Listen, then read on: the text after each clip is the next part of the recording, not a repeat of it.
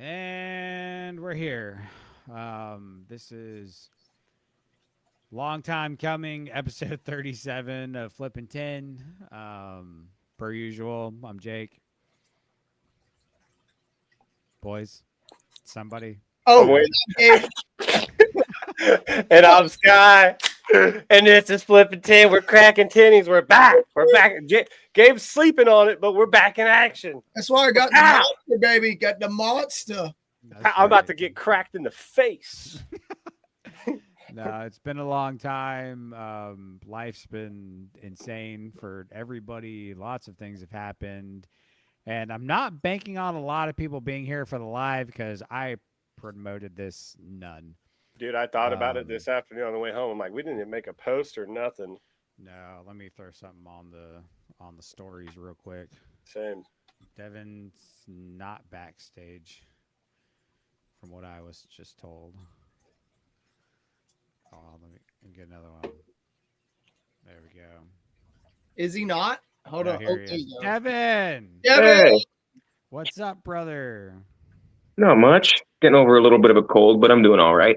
There you go, man. Good. What up, brother? Better late than never. I'm going to throw something on the story real quick because we really slacked on promoting this. But How you doing, dog? I'm doing all right. I haven't been herping a ton lately. I've done a little bit since I got back from South Carolina seeing Gabe, but nothing too crazy. You should be doing more herping, man. You only got like a month left of warm weather up there where you're at. It's weird right now. So this time of year kind of sucks. It gets hot and dry for a lot of the day. Yeah. Probably, and like end of this month into September will be pretty good. And then, although it really depends on September, I've seen snow on like September 6th in some of my main herping spots. But then I've like a dusting. But then I've also seen it like 88. Right. Oh my god. Some years. So it's like you don't know. Yeah. Well, I'm sure Sky is in the same boat. We're in a horrible drought. We've been getting thunderstorms finally for the last like week and a half, but they've been real scattered. And a couple of them have been pretty nice thunderstorms, but it's still like it's not enough to fill everything up. Like everything is still dry, bro. Yeah, it's man. Crazy. It's just all getting sucked into the aquifer. Yeah, and that's the issue. Is like we were in a drought for so long. At this point, it almost doesn't matter how much it rains. It's just going to be trashed. Like it's just it immediately gets sucked back into the aquifer. Like the ground absorbs it all, and it's just like. We're just kind of maintaining, I guess, at this point. Like, but it's not enough to be like wet. Dude, I have not seen a single black swamp snake yet this year. And normally by this time I've found I've found like double digits by now. And I just saw my first cottonmouth yesterday. It's August. Oh my god. Yeah. Explain that one. Oh. Yeah, no, I really wanted to see the swamp snakes when I was down there. We tried, man. Did you not? Hey, I got a glossy. I'm okay. You got it. Did you pull that out of the hole from under that? Yes. Yeah. So we were shining that ditch at night, and there was a water snake that kind of like darted under that railroad tie in the water. So we saw it was kind of like hollow underneath. So we flipped it. The water snake ended up going like inside the tie or something, so we couldn't get it. But I look down and I just see a little like nose and two eyes poking up at me out of the water, and I'm like, that's a glossy. I'm pretty damn sure. So then I kind of just stuck my hand down the hole, which was probably not the smartest thing. But. Yeah, I mean, all you see is eyes like just grab. No, it was definitely not something venomous, but he was noodling. There you go. Yeah, right. Devin, you noodled a glossy. I wasn't missing it. Did you get a black swamp when you came down for the herp trip a couple years ago? No, I didn't get either one. Damn. That sucks. But before we get too deep into talking herping with Devin, let's go over some updates with the boys real quick. I don't know what's new. There's a lot new with all of us since we haven't recorded in like 3 months. Dude, my bad. But let's go in order. Sky, what's new? What's new in your neck of the woods, man? I finally got a few snakes on the list. I guess since we haven't been on in a minute. Let me pull up my list really quick. It's not very big, but it'll kind of just jog my memory on what's happened since we've last been out. All right. Oh yeah. Okay. So since we've last been on, I've been out to my local spots a couple times. I've gotten a few red rats or corn snakes. I was able to tick off a coral snake. I got my rough green for the year with you guys. Which I also made a rocket run up trip up I to forgot see. we all herped together. Yeah. Snake and Gabe. So long ago. Yeah. I've been able to get a nice coach whip. I got a yellow rat. I've gotten a nice couple pygmies. We got a cool worm snake while we were together. Mm-hmm. I've gotten my only bandit of the year when I was with Gabe and the boys, and then I just got cottonmouth yesterday, and I've also got an eastern glass lizard. But I've been able to get out. It's just been really dry, like we were saying. Like Gabe was saying, we've actually got some decent rain, but we went out the past few nights. My brother was in town, so we've just been out hitting the local spots just to try to get him anything. We got a ribbon snake hunting some frogs in a little side of the road puddle, but it wasn't anything substantial. It was maybe 6 inches deep at the deepest spot. And then it was crazy. It was like there was little side of the road puddles, but then it was dry into the swamp for like 50, 100 yards. And then you would just see little puddles of wet spots. It is absolutely drier than dry. It's fucking insane. But I was explaining to him, I was like, bro, we probably won't see as much on the road because the only times when we would see a lot of shit on the roads before is because the swamp's full. So we're the dry spot. Yeah. Like technically the road is the dry spot, but now they have all of that to go fucking hide, you know? And he was like, oh, okay, that makes more sense. And it's just like, yeah, herping's hard out here in Florida right now because you can't exactly go foot stomping through all that. And if you do go foot stomping through all that, it is fucking rough on your body. It is rough on everything. You're going to be eating spiders, bugs. I mean, and dude, then you are going to Gabe's spot while we were by him, dude. That area you could see where the water level would be was like above our heads. Above our heads, or at yeah. least We were like walking in the I saw the same spot. thing. It was completely dry, and like we're just walking in it. It was barely mushy in some There's spots. like but, grass growing in the bottom of what would normally be a flooded cypress swamp. And when Gabe says flooded, he means 4 to 6 feet deep, like everywhere. Yeah. Like it's bad, absurd, dude. It's bad. And my brother's like, how the fuck does Florida go into a drought? I'm like, bro, this is the worst it's been in 25 fucking years. Like it's called climate change, brother. Yeah, it's called but we're not going to talk about that. Yeah, no. Well, all right. Who's next? What about personal, Sky? You got anything? Oh, all right. Well, I mean, yeah, we're banking on a few of those Brown Barons clutch to come along here soon. I think it's only a few weeks away. Oh, actually, they technically could be hatching anytime in the next 2 to 3 weeks. So I've been running them room temp.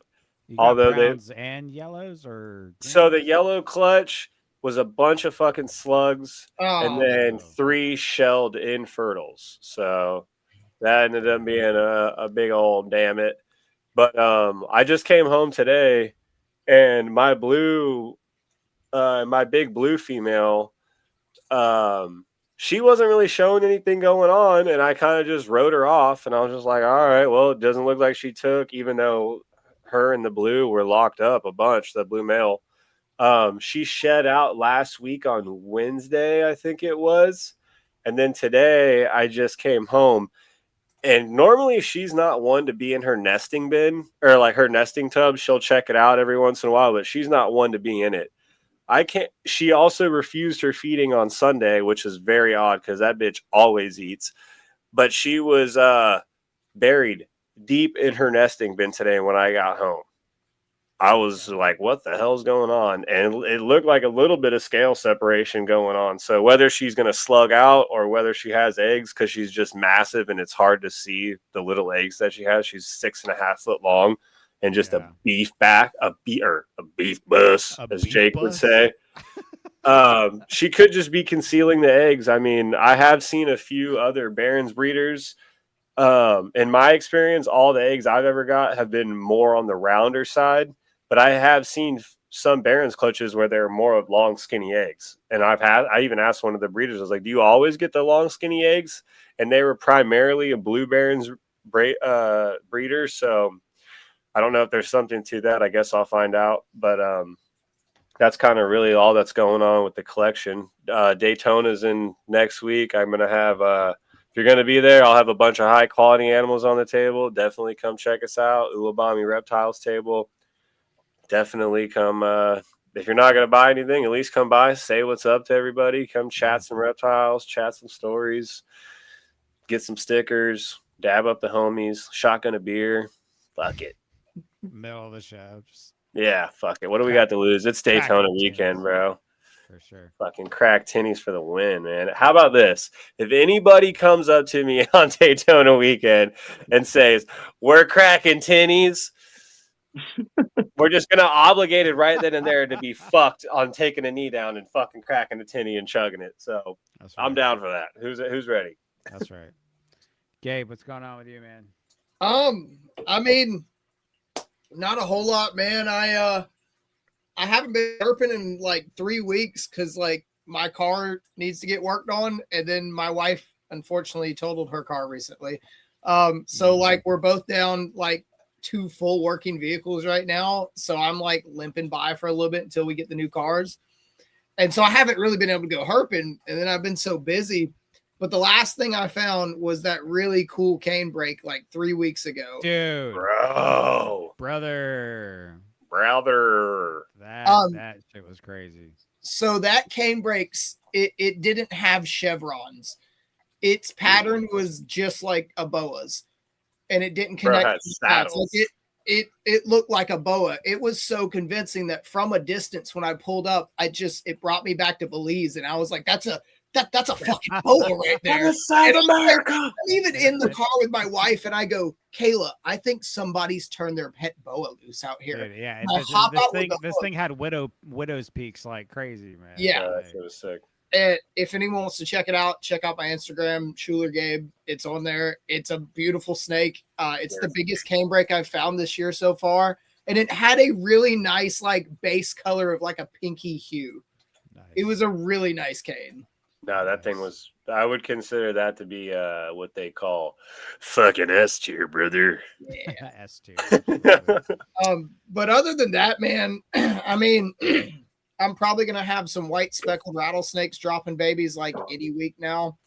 And then I've got, I don't know if my female pines gravid or not. They bred really late this year, but she looks a little extra thick, but I'll cross my fingers and hope for the best.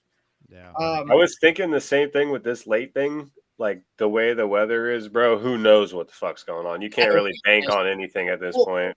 Like mine were in together from March, and they didn't start breeding until July. So they started breeding in probably end of June, beginning of July, and just bred like off and on throughout the month. But over the last like 2 weeks, I haven't seen any action. But she looks a little extra thick in the back end. So I don't know if maybe she's ovulating or maybe she's gravid or what. I mean, I got a told you, though, the pines will go late, man. Like, yeah, well, I talked to another guy, and he was telling me his southern pines go late. He said his northerns go earlier, but his southerns go late. Yeah. Yeah. And then last thing is I got the Paraconicus, the rough-scaled sand boas. Those are cool. And I am soon, they're still at a friend's house, but I'm getting 3 adult marginated tortoises. So that's going to be fun. I'm building the enclosure right now outside. It's like 30 foot by 30 foot. It's pretty big. Oh yeah. Do you have to worry about a roof with those or anything? I'm gonna have a shade. They're gonna have shelters inside the paddock, but they also will have a shade cloth over part of it. Just because it is a full sun area, I just want to cut down on some of the full sun because like tortoises like a lot of sun, right? Especially those grassland species. But I also don't want to like cook and jerkify them. Yeah. Scott, Gabe's Instagram is Schuler Gabe. That's SHULERGABE. Gay. So if you want to go check out his cane break, he's got a good video and some pictures on there. Definitely check it out. Well, I hate to show up both of y'all with the time that I have had recently, but Lord have mercy, my life has been insane the last several weeks to several months. First and foremost, non-herp related, something I'm very happy and excited about. I got engaged, so that happened. We're stoked for you, buddy. Yeah, who would have thought? Who would have thunk you? Who would have thunk a nice gal would have come along and swept you up like that? Yeah, right. It's Sky. No. Come on, man. We were gonna save it for next episode, bro. Come on. I got engaged about 2 months ago now, so that's pretty cool. Has it for real already been that long, dude? Yeah, it's been like a month and a half, 2 months, something, man. Holy shit. We're about to nail down a venue and stuff. So I love the ring that you picked out too. Yeah, dude, it's really cool. Very nature. It looks so cute on me.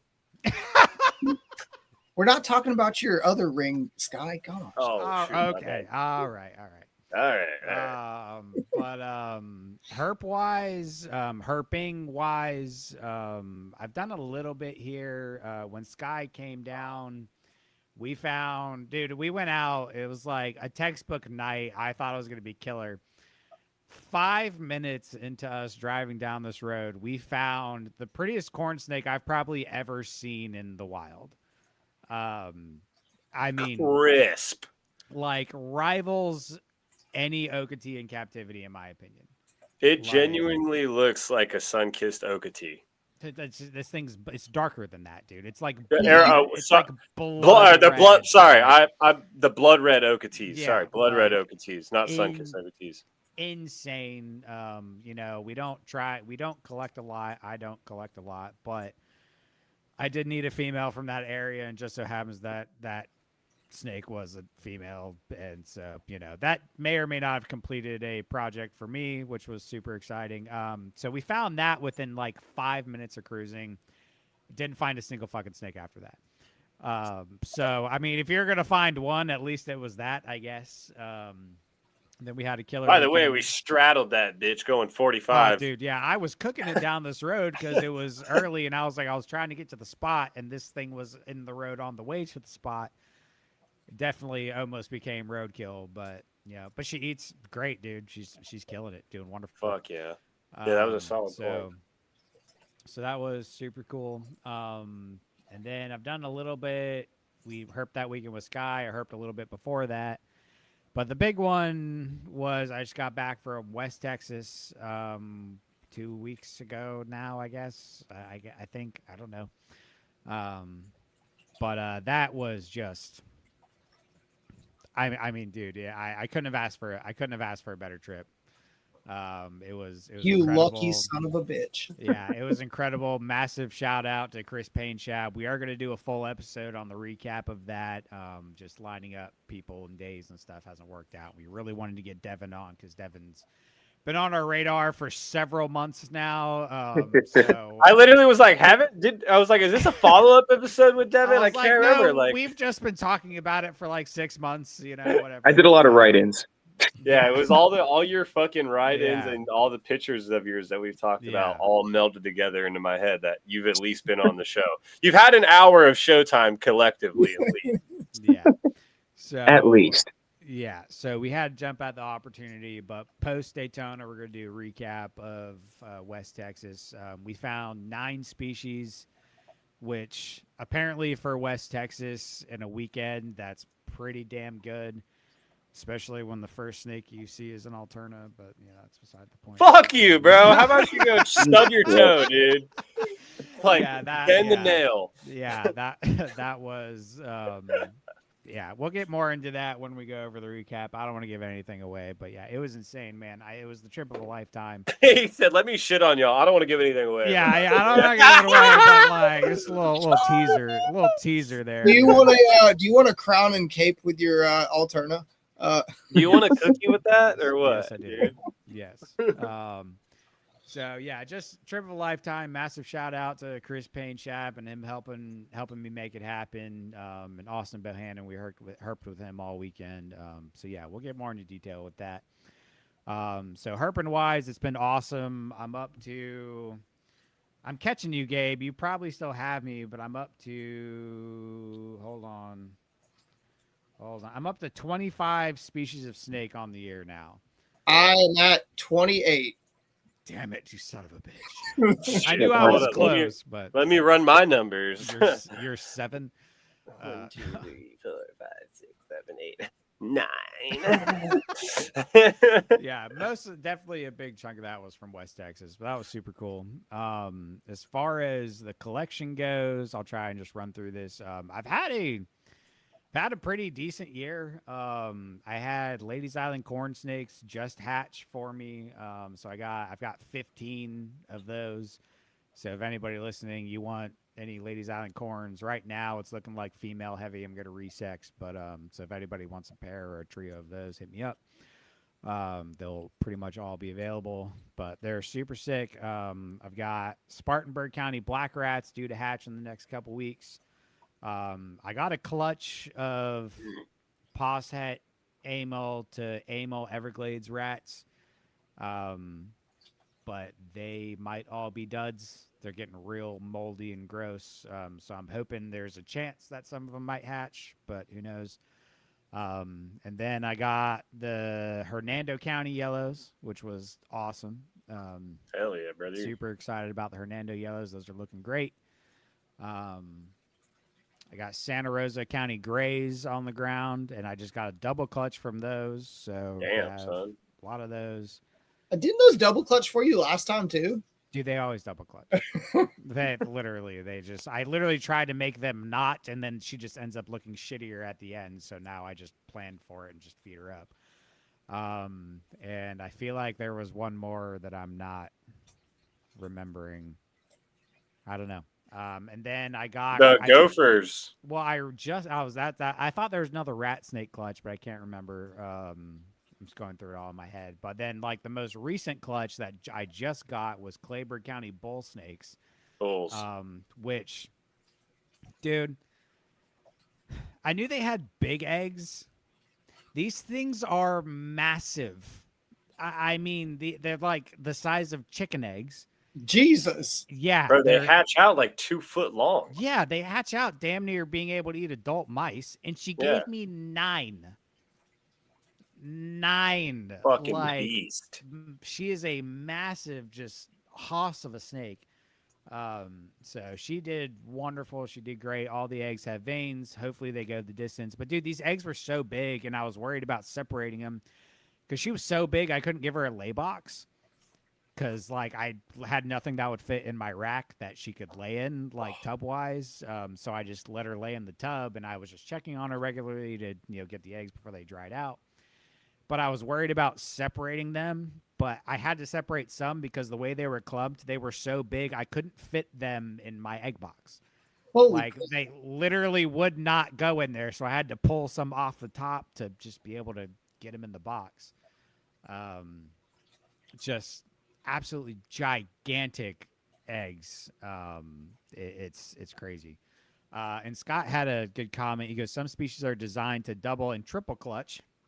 If they don't, it can cause issues in the female's fallopian tubes, leading to dystocia, whatever that means. I don't know what dystocia is, or if I'm even pronouncing that correctly. But yes, so that's why I kind of plan on it now. A lot of your colubrids will double clutch or possibly even triple clutch. Some people are like, oh, just like don't feed them for 2 or 3 weeks after they lay and kind of starve them and they won't double clutch. I tried that once and I fully regretted it because she still double clutched and then she looked like absolute garbage afterwards. So now I just kind of plan for it unless they're really small females, which I obviously don't worry about that because I don't breed my stuff too small, but you kind of have to prepare for double clutches with a lot of these. So she double clutched. She gave me her first clutch, weirdly, was 8, which was really small because her first clutch was like 14. And then her double clutch was 9. So I was really thrown off by that, but I guess it kind of makes sense. So yeah, that was the Santa Rosa girl.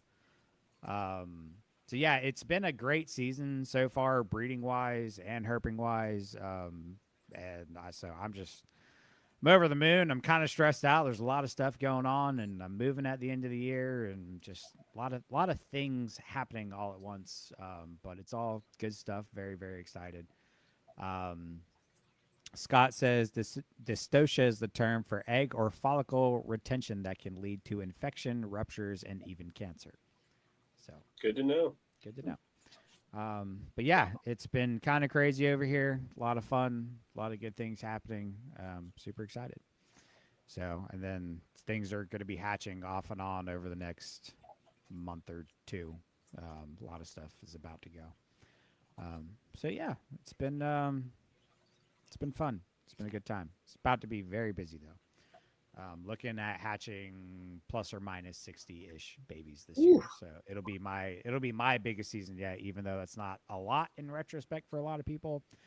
It's a lot for me, especially with having to move in October and all the stuff. So Hey, it'll be good. But when I move, I'm getting a snake building, like I'm getting a shed. So when you move, make sure to keep your incubator accessible.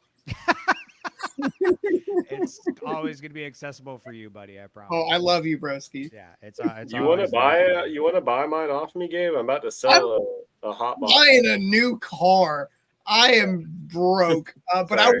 I would love to, Sky, if I wasn't poor. Dude, right sexual favors are equal to cash. All now. Hey, right. man, I'll cradle them. Who said that? Gabe said, "Why am I going to buy an incubator when I have a buddy 2 hours away that has one?" True, because then he'd have his own. Duh. I mean, yeah, I need to buy one now that the pythons are of size. Yeah. But after all of that, and we've kept you all waiting for 27 minutes, Asshole. Mr. Devin, how are you, my friend? I'm doing pretty good. I've been a little busy with work and stuff, but nothing too much. I don't actually keep too many reptiles anymore, so I don't really have updates on that. I moved into an apartment and it got a little tricky.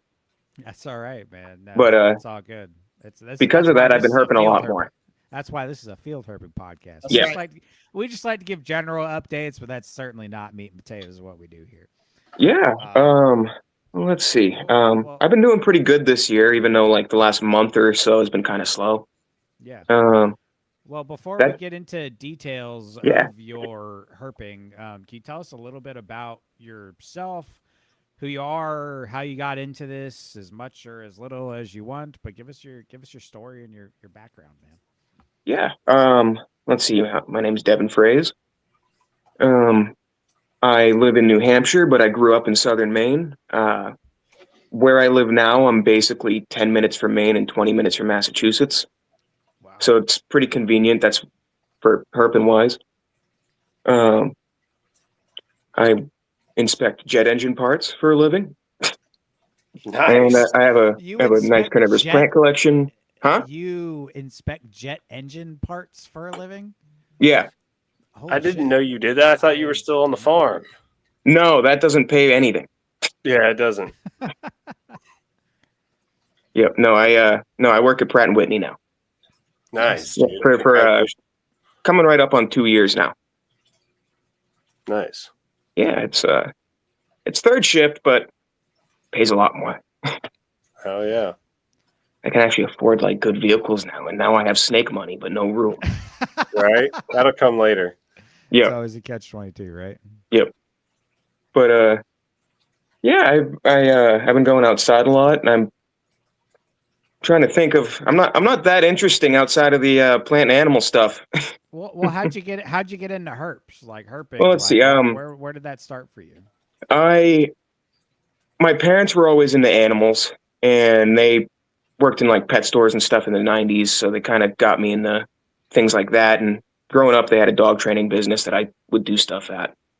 And as a little kid, we had all kinds of stuff, and I'd catch garter snakes and almost nothing else in the yard. But we had plenty of those in the middle of the woods in southern Maine.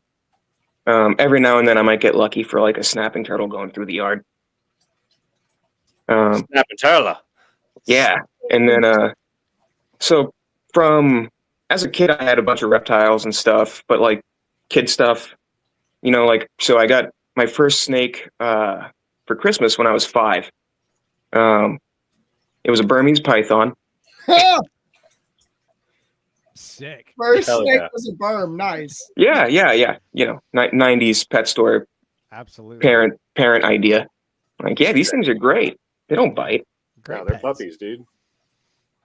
And at the time, my parents were under the impression of like things from like early 90s. So he was like, yeah, no, ball pythons just die. I'm going to get him a berm. I like the logic, honestly. Yeah, it's good logic. But I had that thing for 5 years, probably didn't feed it enough, which probably worked out. It was about 10 feet by the time I ended up having to get rid of them. And then around that time, I stopped keeping reptiles in general. But again, most of the like kid stuff. Got into fish for a little while. Yeah, and bounced around between reptiles, fish, and weird plants, mostly carnivorous stuff. Nice. Right now, I have a ton of carnivorous plants outside and a bunch of sundews and things like that over there, because that's a lot easier space-wise and cheaper, and they don't poop. Truth. Yeah, it's a lot nicer when you don't have everything shitting in the same room. Yeah. Bro, you're preaching. Yeah, when I was keeping reptiles at like the height, it was like 150 snakes, and that was Holy rough. moly. Like not including babies. Yeah. That was rough. And like the breeding I don't know how some of you guys do it, because there was one year where I think I had 80 plus babies. Oh, And that wasn't like many clutches. That was 4 clutches. Just Jesus. carpet pythons and rat snakes and like 1 hog clutch. Damn, And man. I was like, I was tired that year. Yeah, you're nonstop, bro, because then you're maintaining and then you got to individually take time with every baby. It basically became a job. So I was like, okay, I need to slim down. So from there, I was down to about 60 for a long time. Just Nice. trying to keep it like pairs of cool things that I liked and not trying to do a business thing. But I bred a lot of carpets and rat snakes, hog noses. First snakes I bred first colubrids I bred were Madagascar cat-eye snakes. nice. Oh, nice. Yeah. That's a hell of a first colubrid. It was surprisingly easy. I can't take that much credit. I kind of just threw them together. There you go. First snakes I ever bred were carpets. Nice. What kind? Mutts. Okay, cool. Hey. But after that, I bred some jungles. I had a jungle clutch, some random morph stuff. I had a nice red coastal pair that was putting babies out every year for a few years. Nice. Can't go wrong with the red coastals, man. Those are sick. My last carpet just died recently. She was like 20 something years old. She was like 18 when I got her. Damn. And she was actually up at Zach's place. But she was every bit of 9 feet, probably closer to than half. That was that big carpet girl you were always sending us pictures of. That was just that thing was huge. It was like the length of his berm. Yeah. Jesus, God. man. You don't see them like that in the hobby anymore in the States, man. They like biggest I normally see anymore is about 7.5 foot. Yeah, that red coastal I had the female was probably like 8'4", and she was one of the biggest ones I had seen other than that other one. But then like you see them in Australia, and like I think the record's like 14.5 feet or some crazy shit. Yeah, it's massive. I can't even like picture that. That's a scrub. Yeah. That's a scrub python, sir. That's a scrubby. But since I moved, I've been much more into the herping, and I've gotten a lot better at it too since that 2024 Francis Marion trip. Good, There you man. go. So that was one thing Scott said in the chat. He said convert snake money into herping funding. So that's why do you think I was down there? exactly. Yep. Yeah. Yeah, no, and sure, man. Yeah, and you weren't kidding about it being dry down there, man. It's like It's dry. there was one like big cypress swamp pool thing where we all went out there at night. behind where the campsite was, and we were seeing that's where we were seeing the gators and stuff. I went out there, and I didn't know how deep it would have been when we were there before because you can't see. Really deep. So that's There was a marker for where the water level used to be. At the deepest point, it was 8 feet dropped at where I was standing. The only water I could see in there was just this tiny little like steaming hot puddle with somehow alive like 3 sunfish. Jesus. Yeah, that place hasn't gone that dry since probably early 2000s, the last time we had a really bad drought. Mhm. You know, it's probably been 20 years, 20-ish, around 20 years since we've had a drought that bad. That place, actually, we call it German Pond, and like we used to duck hunt it. Like there's a little boat ramp there you could put in, and take your little John boat through the cypress swamp there. Like there, you could put a boat in that thing, and now it's like bone dry. Yeah, no, like I even was like stuck my finger into the dirt and stuff, and I was like, this is like not even mucky. Like, yeah. What I tell you about calling me dirt, bro? Hey, my last impression of you, the last probably 30 seconds I ever saw you in person, were you kissing Jack on the lips. Whoa, whoa, whoa, whoa, whoa, whoa. So I'd hate to intrude. No, hold on. I know you two have something special going on. I was the kissy. I was kissy. He kissed me, bro. I don't know. He was in the car and you walked up. Just saying. Nah. Let's run that back. Run that back. I don't judge you. I mean, it was sweet. You guys definitely had some chemistry, but great. Oh, it was an awesome time. That was genuinely one of the funniest things I've ever seen. That was fucking funny. I forgot that happened. I can confirm that was all Jack. 100%. I don't know. Bro, I fucking just made a perky face. That motherfucker leaned in and kissed me. I was like, all right, I guess we're doing this. Next thing I know, he's got his tongue down my throat. All right. Okay. It wasn't that egregious. Jesus Christ. Oh my God. I don't know what you were getting up to in the tents either. Just, I don't know. Bro, that was snoring, bro. We already confirmed that. I didn't sleep in no tents. I got out of bed. Yeah, Gabe went home. So fuck you. Anyway, so Devin, when did you get like seriously into herping? Because like as long as I've known you pretty much since 2024 ish. Like, well, when the herp trip is when I met you the first time, and even back then, just looking at your profile, you had some serious pictures on there, and you've gotten more into it recently with the less snakes at the house and more funds to do the stuff. But like, when did you really get back into her, or when did you really get into herping seriously? Well, I've always done it. So since I was catching those garter snakes as a kid, I've been trying to find stuff where I see it. But I grew up in southern Maine. Maine has 9 snake species, and a lot of them are threatened or endangered or really patchy. And then there's 3 non-endangered turtles and 4 endangered turtles. Wow. So the variety was lacking for a long time. It was mostly garter snakes and the occasional water snake, maybe like a red belly. There was a little while where I was finding a lot of decays and milks. I remember all the milks. Brother. Yeah, milk crazy. Oh, last year I got like probably somewhere around 30. But I want to tell you about my favorite one from last year. But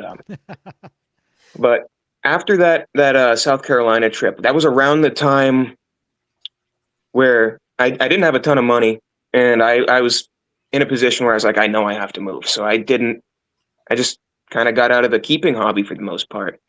And that trip kind of spurred me on to kind of take it a little more seriously and explore my areas a little bit more and expand more into New Hampshire and Massachusetts and stuff. Because New Hampshire's not much better. You get one location where there's timbers, and there's like 100 of them, maybe. And then there's right by the Massachusetts border, you get some hognose snakes, eastern hogs, but super hard to find. Do you get Massasauga rattlers over there? Or no? Nope. in all of New England, our only venomous stuff are copperheads and timbers, and they're both pretty endangered everywhere they pop up. Okay. I wish we had Masasakas though, the superior of that genus. Oh, Yeah. hey, whoa, we ain't gonna take that. Let's back that up, brother. I don't know about all that. No, I can't say anything till I see one in person. Those pygmies were awesome. Those all 4 of those little duskies. Yeah, they're the That's shit. crazy. Oh no, they're not Duskies here. They're Carolinas. I know. Carolinas. He said, "I know what I said." So just yeah. That's funny. Duskies wish they were that pretty. Duskies are better, bro. What are you talking about? Oh, for keeping, yeah, 100. Like in Shut the hell captivity. up, Sky. Yeah, Nah. They're purple Nah. But, Nah. and annery. Dude, Caroline, like the stuff by Gabe is good, but the Carolina pygmies that you'll get in like fucking North Carolina and stuff, Yeah. The red beats shit. it. Yeah, the red stuff. Nothing beats those. Yeah. So Yeah, I had to message Gabe later asking like, which ones are these? Because they're kind of like middle. Like we do get a lot of the Carolinas that kind of look very dusky-ish, but they always have like more red on the face and they have more red down the back. But they're not that. I mean, I've found some reddish ones out here, but very rarely are they that red. That's a North Carolina thing for the most part. yeah, I think it was the busier pattern that was kind of messing me up a little bit. Mm-hmm. But yeah, and then this year I actually finally found all of Maine's. I found the last of Maine's reptiles within the state. Nice. I was trying for a Maine black racer for like 5 years. Of all things, a black Yeah. racer. That's I got everything else. I got Blandings. I got Blandings turtles. I got milks. I got ribbons. I got whatever. Devin, watching you up with the black racer was just the funniest thing. It's like to me because it's like they're common around here, right? Yeah. And like up there where you guys, it's crazy to think about like one of the most common species here being uncommon somewhere. Right. Well, it's like the second I get into Massachusetts or Connecticut, they're like one of the more common things. Really? Yeah.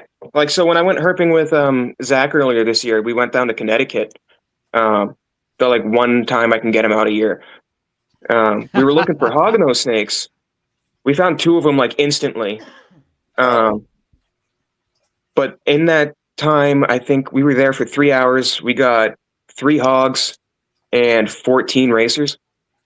wow. Yeah, and then we went to a timber spot after for 40 minutes and found 10. Are they yellow racers or black racers there? Northern black racers. Northern blacks? Okay. Yeah. They're mostly the same as what I think. Well, I mean, what are they in your part of Florida? Southern blacks. And then if you go down to the very tip, you can get the silver phase Everglades racers that are like a really cool silverish, and then they have like a black mask, and then their bellies are like a really cool blue color. Yeah, I don't think they're really too different than the Southerns. I think they're bigger in general. And then at least the ones I've seen down in South Carolina there, that's all I have to go on. They were definitely darker on like the belly and chin than what we have up here. They're definitely more white here. Okay. Yeah, ours are really white on the belly. We'll have some will have like a bronzish chin every once in a while, but for the most part, they're all really black and white. I've actually seen 4 in Maine this year which is funny because they're all in the same spot now. I don't know what changed. It's the same spot I've been herping forever because it's like my best spot for like the nicest looking water snakes and northern ribbons and stuff like that. They just suddenly popped up this year. I'm not complaining, but yeah, I thought when I ordered this, I thought it would be like 3 pages. It's Maine amphibians and reptiles, but it's got a lot of information. He's like, I thought it would be 3 pages. But it talks a lot about the racers in there, and it talks about all the populations they have, which is just a handful of them in Maine. And the one I've been herping at, the population estimate for that entire place is 41. Holy crap. And it's like miles and miles. Yeah. Holy crap. So you're finding needles in a haystack. I found 4. So I'm at 1% of that population right there. That's or 10, cool. sorry. 10%. That's Yeah, that's wild. crazy, bro. Holy shit. That's sparse numbers. You just got little pocket populations wherever they have like a little fucking family surviving. Yeah, it's weird here. So this New England and the Northeast in general got hit really hard early on with colonization and stuff. And I know at least for New Hampshire, below I think 2,000 feet, it was like 76% of the forests were deforested. Not all necessarily at the same time, but at one time or another. And southern Maine was pretty much the same. So that you can kind of see that, and like our forests are generally pretty young, and anything that's kind of dependent on stable environments isn't doing too well. And I think we're kind of at the limit for just how cold hardy the racers are. They needed So all that for- habitat disturbance and everything on top of them like having a hard time in the winter is probably not great. And I do think it's a cold hardiness thing, just because the second I get into where I see a ton of them in mass, temperature wise, it's about the same as Western North Carolina in the mountains. Yeah. It's just much longer, and then the cold snaps are colder. But Can I interject for something random for 1 second? of course, So Scott Hyper in the chat, I love Scott anytime he's here for a live. He always just dazzles me with something. He said that we were talking about carpets earlier, and I just got to show his. He said the largest carpet python he's ever seen in the wild was 10'9". And he sent me a picture, and I have to share this because you guys oh, I know I need to see that. don't even know what you're about to straight look beef at. bus. If it'll. Holy What did that eat, a kangaroo kid? wallaby eating motherfucking. Is that a wallaby in its stomach? Dude, That's a fucking wombat cunt. I have no idea, but that is absolutely absurd. Holy and They need a not to small mention, person. Just look how beautiful that fucking snake is, bro. Yeah. It's just Yeah. right going down the side. Woo! But like, dude, that is absolutely insane. Like, Talk about an OG holding an OG. That's sick. I always thought it'd be really cool to have like one big ass carpet like that. Like, Me too. I'm that. Fucking He's- wallaby. I really said liked having that here- big one. He said it was a wallaby. Like That's that, great. That's wild. That's massive. I figured That's y'all would great. enjoy But- that, and I've I been mean- sitting here trying to get it up. But You know, all the carpets I see here in the States in captivity, like your big ones are 7 foot. Like I could only imagine seeing that in the wild. Like, How old do you think that is? I mean, Scott would be the best reference for that. But I would imagine that's an old snake, man. I would But say I don't 10, know right? with prey items like that. Yeah, but that's the thing, man. Carpets like are known, especially in the wild, to take these massive prey items, then not eat for the next 4 months. You know? Oh, He says 30 plus years. plus. That Like- 9.5 foot or almost 9.5 foot was taking 3-pound guinea pigs and roosters, good. but nothing like a damn wallaby. Yeah, That's sick. that is insane, dude. So yeah, 30 plus. I mean, that makes sense. You know, for them to get that big, they just have to be old. Like, but woo, that is He said, absurd. duh.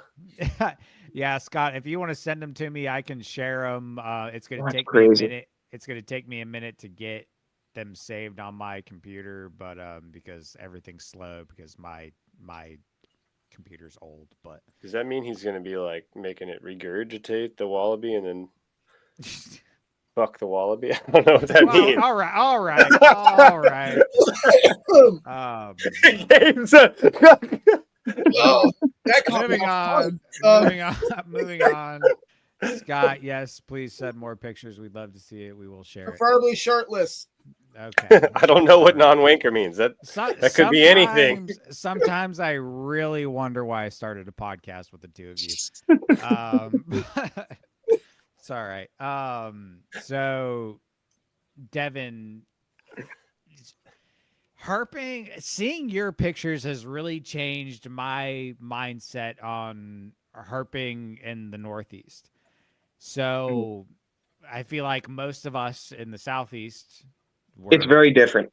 We're a little spoiled. There's a lot of shit to be found, and that was like when I went to West Texas. They're like, he was like, dude, like we'll be lucky if we find a couple snakes, and I'm like all weekend or like a night, and he's like all weekend, and I was like, But what are they? exactly, An Alterna, right? right. Well, that should not have happened if we're being honest, Or one of like what, half a dozen rattlesnakes? Dude, we only saw, I think we found 9 species. We probably saw 12 snakes. You know what I mean? Like, it wasn't a lot. But it's depending on where you go, it's very different. Like, yes, for us, it's quality. I lost my mind over finding a blacktail rattlesnake. Rightfully, yeah. I freaked out, but my buddy was like, "That's the biggest overreaction to seeing a blacktail ever." And I'm like, "Well, you should have seen me with that main racer." Right? Yeah, I can imagine. Which is but stupid because at that point I had seen a ton of them anyway, just not in Maine. Yeah, exactly. So No, it doesn't matter. It's perspective wise, but even then, they were, Chris and Austin were like, "Dude, there's a chance we don't see anything this week." And like for guys, I was worried about that going to South Carolina. Is it just because the vastity of everything? It's so vast. You're walking cuts, like the stuff just hides a lot more. I don't really know what. It's a mixture of a lot of things, but like I was telling Chris, I was like, dude, like high time spring, I was like, it's nothing for me and Gabe to find 50 snakes in a weekend. Like it literally that weekend that Devin, you came down in 2024, we found over 100 snakes in 3 days? Not even. No rattlesnakes, but it was technically 2 days total, and I'm pretty sure collectively we found over 100 snakes. Oh yeah, for sure. Which is insane. I mean, that was a lot. That was a mixture of like perfect time of year, perfect weather pattern, the whole 9 yards. Like it couldn't have been better. It was perfect. But pretty much any given weekend that me and Gabe go herping, we're guaranteed at least 5 to 10 in a day. So all that to say is, so just herping different parts of the U.S. is so different, and seeing your pictures from, we'll call it New England, as a general area. Yeah, and I've been expanding around New England more. I've herped every state in New England except for Vermont now. So yeah, so you herping New England isn't like, there's not a lot of people that are like, you know what, herping trip, I'm going to New England. But seeing your pictures has really changed that for me and how productive it really can be. So what I want you to do is paint us a picture. Yeah. Yeah, about how herping how it in is. New England, how it really is out there, and if just how it's been. Yeah, I can do that.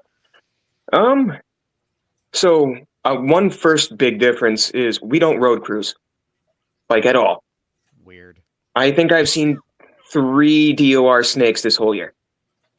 Wow. And they were like not fresh at all, and 2 were garters and a water snake. The only road cruising I really do is the first nights in April that are raining and above like 38. Yeah, all the amphibians are moving. Generally for like 1 to 3 nights, and they call it Maine Big Night, and the state does like this big survey volunteer thing. I've helped with it a few times. And so I have some roads that I go check out in southern Maine. Like they're actually on my way to work, which is so nice. Where I'm finding blue spotted salamanders and just the normal spotteds, four toads, stuff like that. And I'll cruise them on my way to the spot. But other than that, the first 10 days of June, I might see some turtles crossing the street. I usually do, because that's when they're laying here. Mm-hmm. But yeah, other than that, you don't road cruise here. I figured you would up there just because the asphalt would warm up a little bit. You'd think. Yeah. You would think. But actually, sparse, maybe. Actually, coolest find I found on the road here, like probably 6 years ago. My mom, I was living with my family at the time. I was probably 20. Yeah, I was 21. My mom, it was right after dark. We were living on this cul-de-sac. She had walked up the street to get the mail, and she saw these two like bikers on their Harleys and shit. Stopped just staring at this thing in the road. And she's walking up to it, and they go, "Stop, that's a copperhead." And she's like, "We're in Maine." So she walks up to it. It's a fucking ball python, just sitting on the blacktop there, just soaking up the warmth in like early September. Dang. So she called me out. I went over and I was like, "No way." So I went over and I picked it up. I'm like, "Okay, all right." So I ended up with that thing for a while, just a normal ball python. So Zach and I have been joking since then that it's the rarest species in Maine, Python regius mainensis. Mainensis, bro. That's pretty good. No lie. It was in the newspaper like a mile down the road, someone found a Savannah monitor. And then a neighbor, like 4 houses up the road, found another ball python. So someone dumped their shit. Yeah, for sure. But yeah, so we don't road cruise. Let's see. So it varies a little bit depending on where you are. The closer you get to like southwest, like towards New York, it gets a little bit better. You get more variety and stuff like that. I never go that way. That's like a 4 or 5 hour drive for me. I'm not doing it. Unless I do a bog turtle trip. I need to get those. Bog turtles in the wild. Yeah, I need to make that happen, but that's going to be hard. I do a lot of my herping in the early mornings because that's when I find stuff basking. Gabe, you met my friend Bela. He does all of his stuff at night. Really? Yeah, he's nighttime all the way. He started out with like looking for nudibranchs on docks and stuff at night, so he kind of branched out from there. Nice. But he also only has like the 4 things, like we talked about that. He basically finds smooth greens, milk snakes, red bellies, and maritime garters. That's all he's really got. I personally would love to come up there and find smooth greens. Oh yeah, I never find them. I have such a hard time with them. I have 1 this year. I got 2 last year. I got 1 the year before. Really? Yeah. Yep. I have a really hard time with them. Are they more flippable or? They're flippable. They really like the coastal islands. I couldn't tell you why. I couldn't tell you what about it. I don't know if it's like a lack of predators or what. Do you think it's a increase in humidity by the coast? It could be. Maybe more bugs. They're definitely more common along the coast, and then on the islands, they're like stupid common. Like Bela lives on Mount Desert Island, so which is where Acadia is. Yeah. It's Bar Harbor, so just big ass island. And then a lot of where he goes to find them is our islands. My spot for them, it's coastal, but it's not an island. It's actually the same spot as the racer. Nice. I found the only species for the state I haven't found there are ringnecks and decays. But we'll start following after our boy Gabe. Sounds a little like Gabe. No, I found the case. Oh, why did that look so funny? But yeah, so we have a lot of nature scenes up here, snake-wise. So like garters, ribbons, water snakes, red bellies, decays. That's the bulk of what we have. And I love that group of snakes. I don't mind at all. Dude, you find some killer northern. You've actually got some really good looking garters up there. Yeah, actually, so when I post them and they look really good, it's almost always a maritime garter. Yeah. Okay. And then when I get into where I live in New Hampshire, I just call them integrates because my apartment is like on the line of like where it splits. And they kind of just look like a mutt, like mixed between. So I don't call them anything. I'm just like, yeah, it's a maritime eastern integrate or whatever. They're garter snakes. Yeah. And then when I get into mass, most of my mass spots, they look like shit. There's a few spots where I find easterns in Massachusetts where they look okay, but most of them look like shit. And then there was that hognose spot in Connecticut. Fucking crazy. They look insane over there. I don't see many of them, but some of the best easterns. There's one in particular that I posted, I think last fall, where it's like kind of like a blue-gray or something, and it's just, the thing was just stellar. But the Maritimes are the ones I like a lot more. They're variable a lot. I think they tend to be a little smaller, but I've definitely seen them at the same size. They're really not that different. Yeah. And then, are you herping a lot of like fens and bogs, or are you like old cranberry bogs and stuff, or are you herping a lot of like mountainous hillsides, like southward facing slopes with a lot of like flippable rocks and stuff? so that's another thing. At least where I was where I see where Gabe is, I haven't explored the Carolinas that much. You get a lot of similar habitat for miles and miles and miles. Like even where it changes to like that campsite where you're like, yeah, that's the sand hill. It's not that different. It's up a little bit. Everything up here is like really specific, and we have way more habitat variety because we have a lot more terrain. I think it's the terrain. So like you don't just get miles and miles and miles of swamp. You will get like a big ass lake, some mountains next to it, and then on the other side of the lake you'll get like some swamp and then like just forest.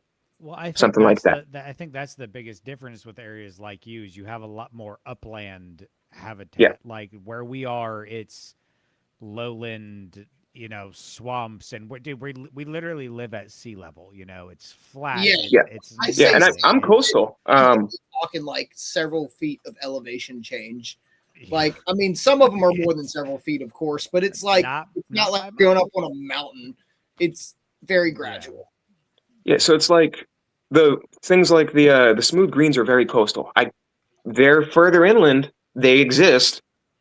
You never see them. No one ever finds them. It's like every now and then one pops up for someone.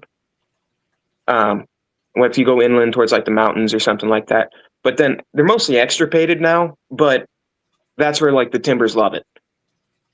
And then you probably wouldn't find them in the same places you'd find like a smooth green over here. Yeah.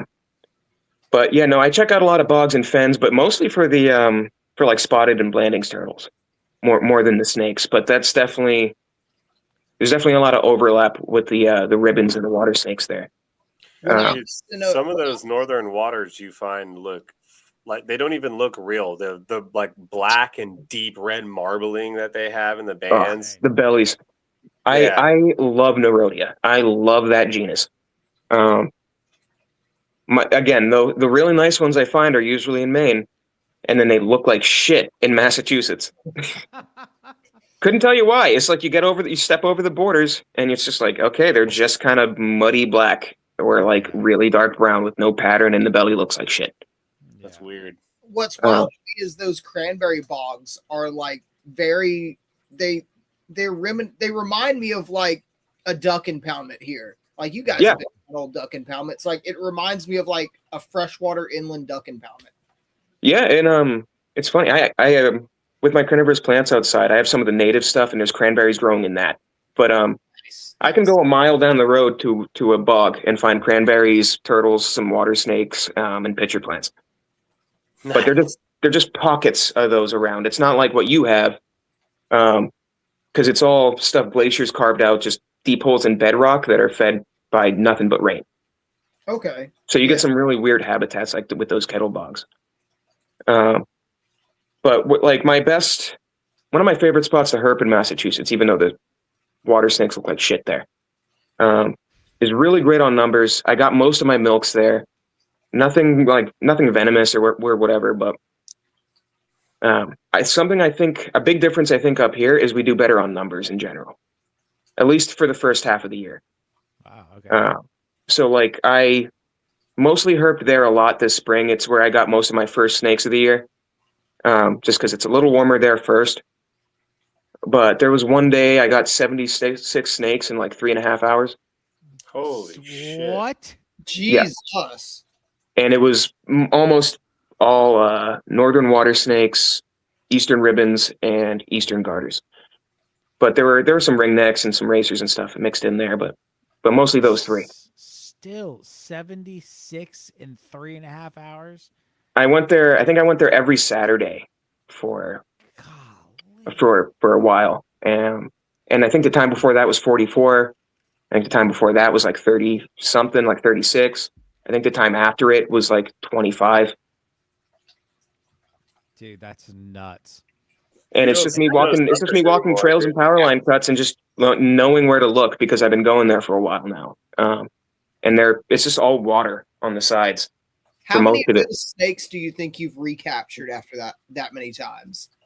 Like, do you ever try to look for like indicators, like different pattern or a scar or nip tail?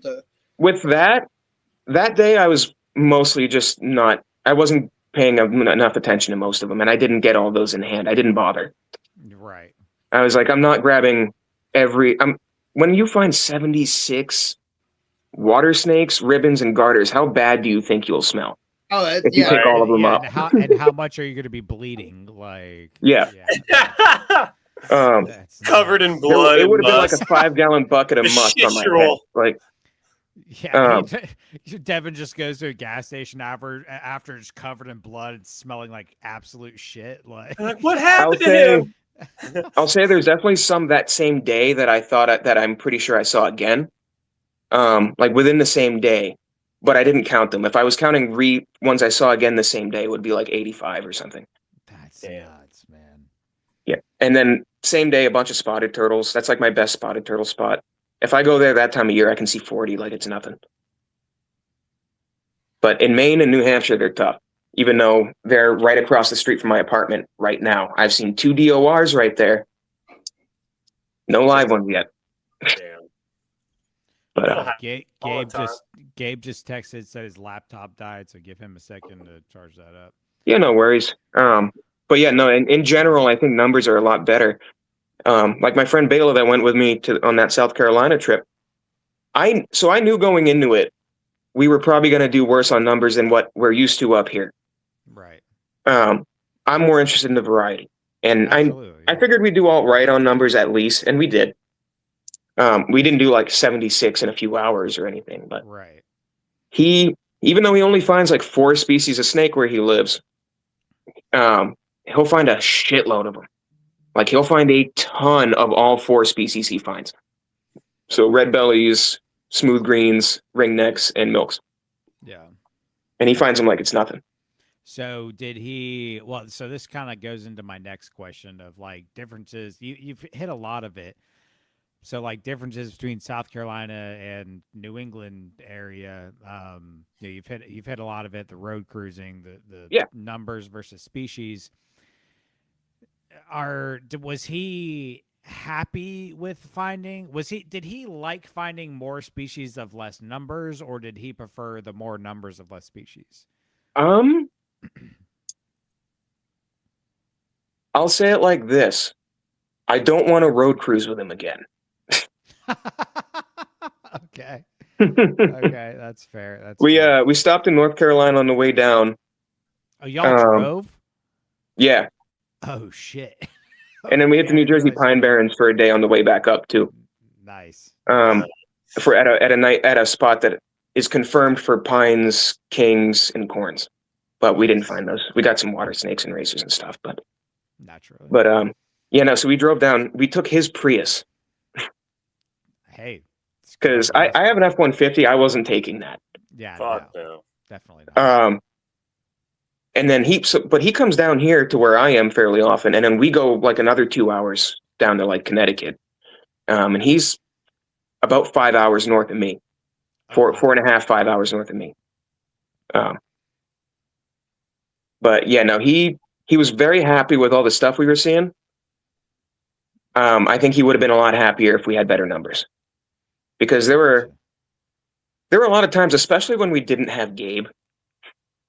It makes such a difference. Even if we followed Gabe's instructions perfectly, if he's not with us, it's like we didn't do nearly as well. And then he gets in the car. Even if he doesn't say anything, it's just like suddenly shit's there.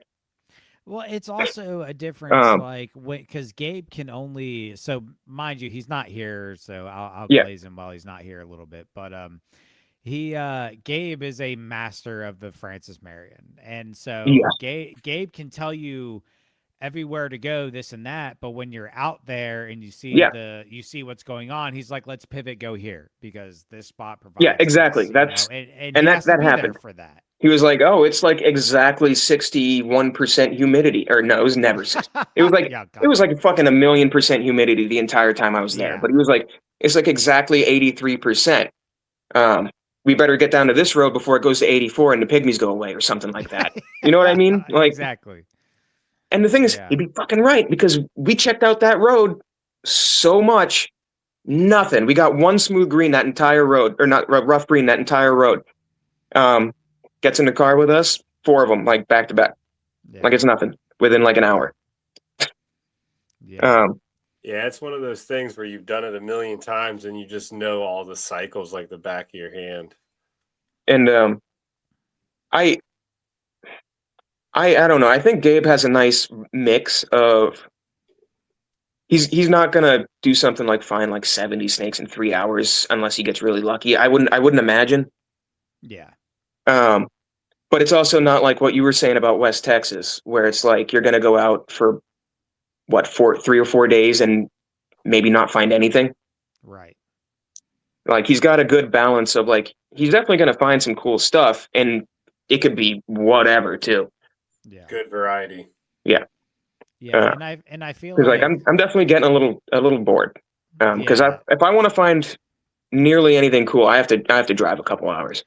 And I feel like that's what's cool about where we live in South Carolina and the Low Country and in Florida and all those stuff is like we have that happy medium of like no, we don't get insane numbers like you do, but we get the species. We don't get insane species like they do in West Texas, but we get higher numbers. You know Quantity over quality, bro. And I'll say too, it's very spot specific. So let's see, there's this kid, Jackson Hildreth. He's on Instagram. He came up, he messaged me out of the blue one time. I'd been following him for a while, and I liked his stuff. He said he was coming up to Maine and for like a camping trip or something with his mom, and he wanted to herp. And his big goal, like his huge target for the trip, was a maritime garter snake. And he was really worried he wasn't going to find one. And so he was asking if he could herp with me for like an afternoon or something. And I was like, yeah, sure, no problem. We can make that happen. And I chuckled when he said that. I was like, if there's one thing you can find anywhere, it's that. It's that. And like anywhere, it's like the one thing that's not spot specific. Nice. So I bring him to probably like the best spot in Maine that, in my opinion, for diversity. We get like 10 of them, like it's nothing. And then we got a few water snakes. I think we got a red belly or 2. I can't remember. But he was with me for that, so we got a dozen or so snakes. And then he was still in Maine for the rest of the weekend. So he went up north. He wanted to see a moose, and then he kept herping. He didn't find shit. He found one in like the next 3 days, and he was like, I was walking around flipping and everything, and I didn't find anything. And I'm like, yeah, you're gonna find a lot more hiking that time of year. Hey, yo. We were just talking about I don't know, differences. We certainly weren't giving you any props for your herping abilities in the Francis Marion. I promise you that. Never. That didn't happen. I wouldn't expect any less. It did, but whatever. Yeah. I said I was gonna glaze you while you weren't here. So. Oh yeah, like call me donut, baby. I feel glazed. All right, dude. That's crazy, man. I mean. But you're right, though. It is very, and I feel like that's anywhere though, being spot specific. It's. But I mean, like if you just came up and didn't talk to anyone, and you were just like, I'm gonna go try and find water snakes by this lake, you won't find one. You might find one your entire weekend, maybe. Right. I think a big part of that, none of our habitats are actually like in a good, like the state they're supposed to be. A lot of people up here don't realize that just because they've been fucked up for so long. So we have largemouth bass up here. But they're invasive as shit. We shouldn't have any bass up here like that. And they mess up a lot of our amphibians, and I don't find many things like water snakes anywhere that I see a lot of bass. Oh, eat them up. Really? They eat them That's up, but that's and also- that's they eat also all weird. the tadpoles and stuff. But that's also weird because we have a plethora of largemouth bass here, and there's no shortage of water snakes. By any You have a means. much more productive and longer season. That's true. That's true. Yeah, I didn't even think about that. Yeah, that makes sense. Yep, it's That's crazy, man. our water snakes, especially in Maine, they load up on weight fast in the spring. Yeah, they I come mean, out they of they have- come they out of have brumation to. skinny as shit. And if I went and caught one in Maine right now, a female, you would think it's like obesely, disgustingly gravid, even if it's not. It's just it's eating Yeah. all it can. They load up. So like the best spots I find them are the best spots for amphibians, Yeah. where there's just huge amphibian dense populations that they can just beef up on frogs and tadpoles and stuff like that. But then anywhere I go with a ton of largemouth bass, like I'm waterfront here. I'm on the Cochico River. I've seen 2 DOR water snakes out here. I've never found a live one in the 2.5 years I've been here, Wow. or 2 years I've been here now, That's crazy, man. because there's so many bass and stuff like that in that river. That's nuts. And then the ribbons, the northern ribbons, the eastern ribbons do a little bit better, but the northern ribbons are threatened up here, and they have a hard time. Same thing. They're really like wanting those tadpoles and small amphibians. Oh yeah, Yeah. for sure. I just witnessed that the other night, bro. They were fucking. The one we seen was just hunting. You could literally see the bulge in its belly. It was like a whole 3 inches of its body was just swollen, full of little frogs, bro. Oh yeah. It was like, holy crap. But yeah, I mean, what else do they eat? They're so small. Yeah, no, I know they take fish. So one of the few snakes I have right now is one of the few snakes I've collected.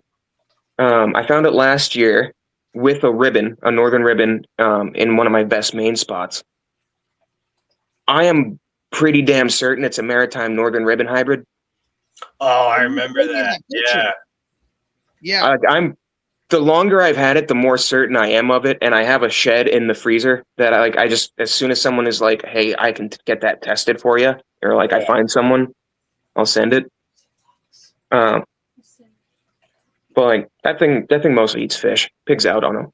Freezer. Nice. Oh yeah, dude. Those things will eat Open it, the look tar inside. out of some, silver sides and tilapia and any of that stuff. Like, yeah, for sure. Your mic's hella quiet right now, Jake.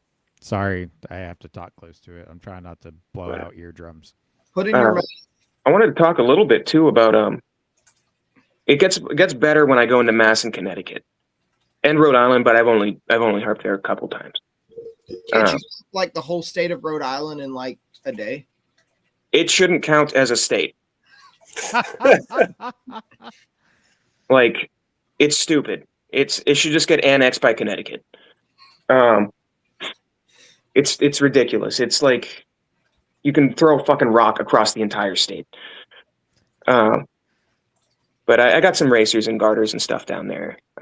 Some salamanders and things. But There's an empty. what's my where I'm finding all the hogs and timbers and copperheads and stuff is all Mass in Connecticut. Yeah. Okay. I've actually only seen copperheads in the Francis Marion and in my one. I have other spots further west. I just haven't gone to them yet.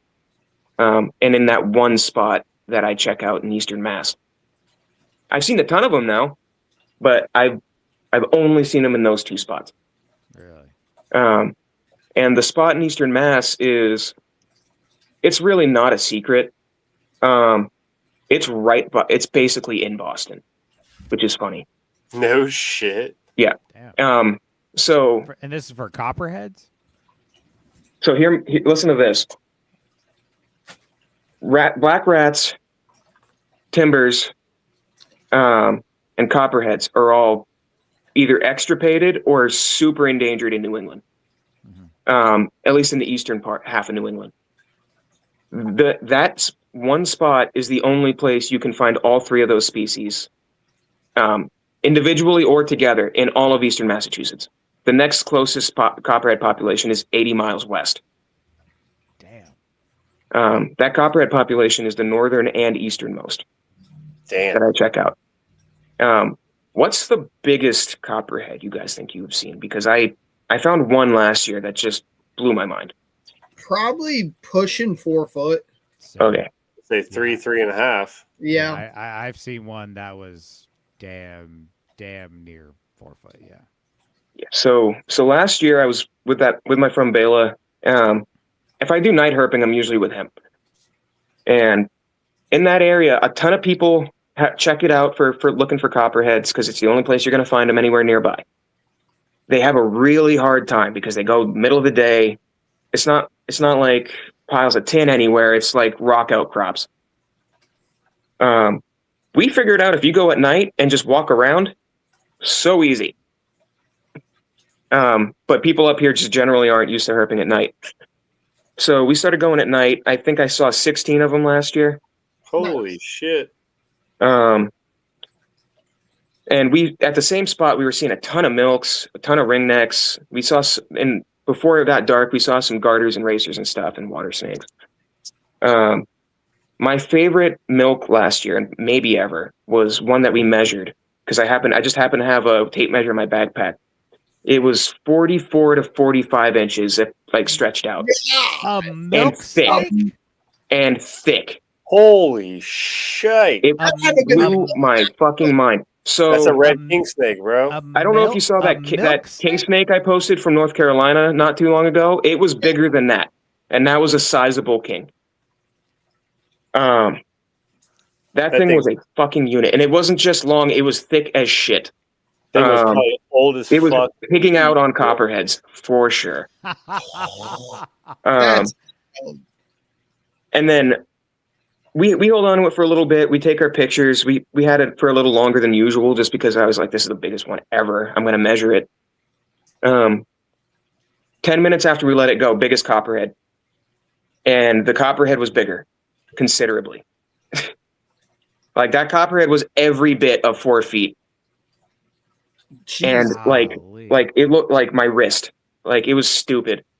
I wonder if it's lack of competition that lets them get like that massive. And maybe the terrain. I think it was a fluke. Because the rest of them were like pretty normal. Yeah. They're pretty standard size. Like let me see if I can find a picture for you. But Wild. Bro, what if that milk was literally like just normal adult size and then it was under a piece of cover next to a copperhead that laid and it just took out the whole bunch of babies, bro. Say that again. I said, what if that that milk was just under some cover with a copper and just that copper had babies and it just slammed every baby and just went through this crazy growth spurt? I bet you that thing has been chowing down. That's freaking I would love to know what made that thing a beast. Who's moving around back there? Oh, it's you. Devin, you still got us? Oh no, he's froze. Froze on. Devin Fraize. He's Devin froze. Devin froze. God damn it, Gabe. Oh, Gabe. Yeah, I think he messed around on his phone. It's the one thing about StreamYard, man. Don't screw it. Once it's good, don't touch it. Yeah, it can be finicky. That's nuts, dude. I've never heard of a milk snake being over 40 inches. I don't know that I've ever found an Eastern King snake over that. Like the first Eastern King I found was gigantic. The first and only one I've ever seen in South Carolina was every bit of 4.5, pushing 5 feet long. Jesus. Massive Eastern King. Because we all know Eastern Kings can get very, very big. Oh, yeah, for sure. But you just don't see them like that. The first and only Eastern King I've ever found was pushing 4.5, 5 foot. Like, it was massive. Right? I'm sad I haven't found an EK this year yet. I don't think I'm going to. I saw one. Devin. Hey, I'm back. Devin! Are you guys talking about Eastern Kings? Yeah, we were talking about your milk and how I've only seen one Eastern King in South Carolina, but Gabe was saying how he hasn't seen I mean, I've Yeah. found like, a couple that were that size or bigger, but like not often. Comparatively to your milk.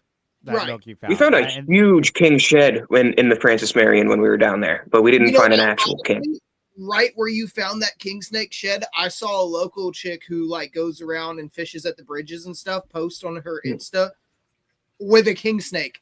Probably the same one from that shed at that bridge like a week after you left. Damn. And Yeah, that was a also- big shed. Also, a Decay's brown snake right there as well. So Oh well, yeah, just fucking fuck you. nerd. That's Eat your heart out, biatch. yeah. But I was telling Gabe. By the way- I've only Oh, yeah. found one Eastern King in South Carolina. It was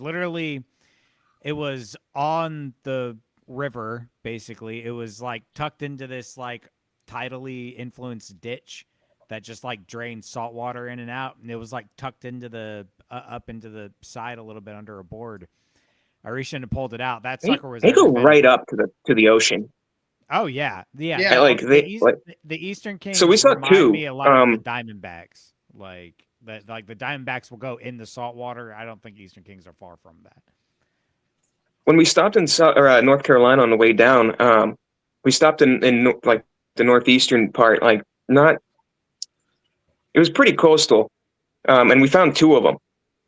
And I was like, man, these are like right by the ocean, like right there.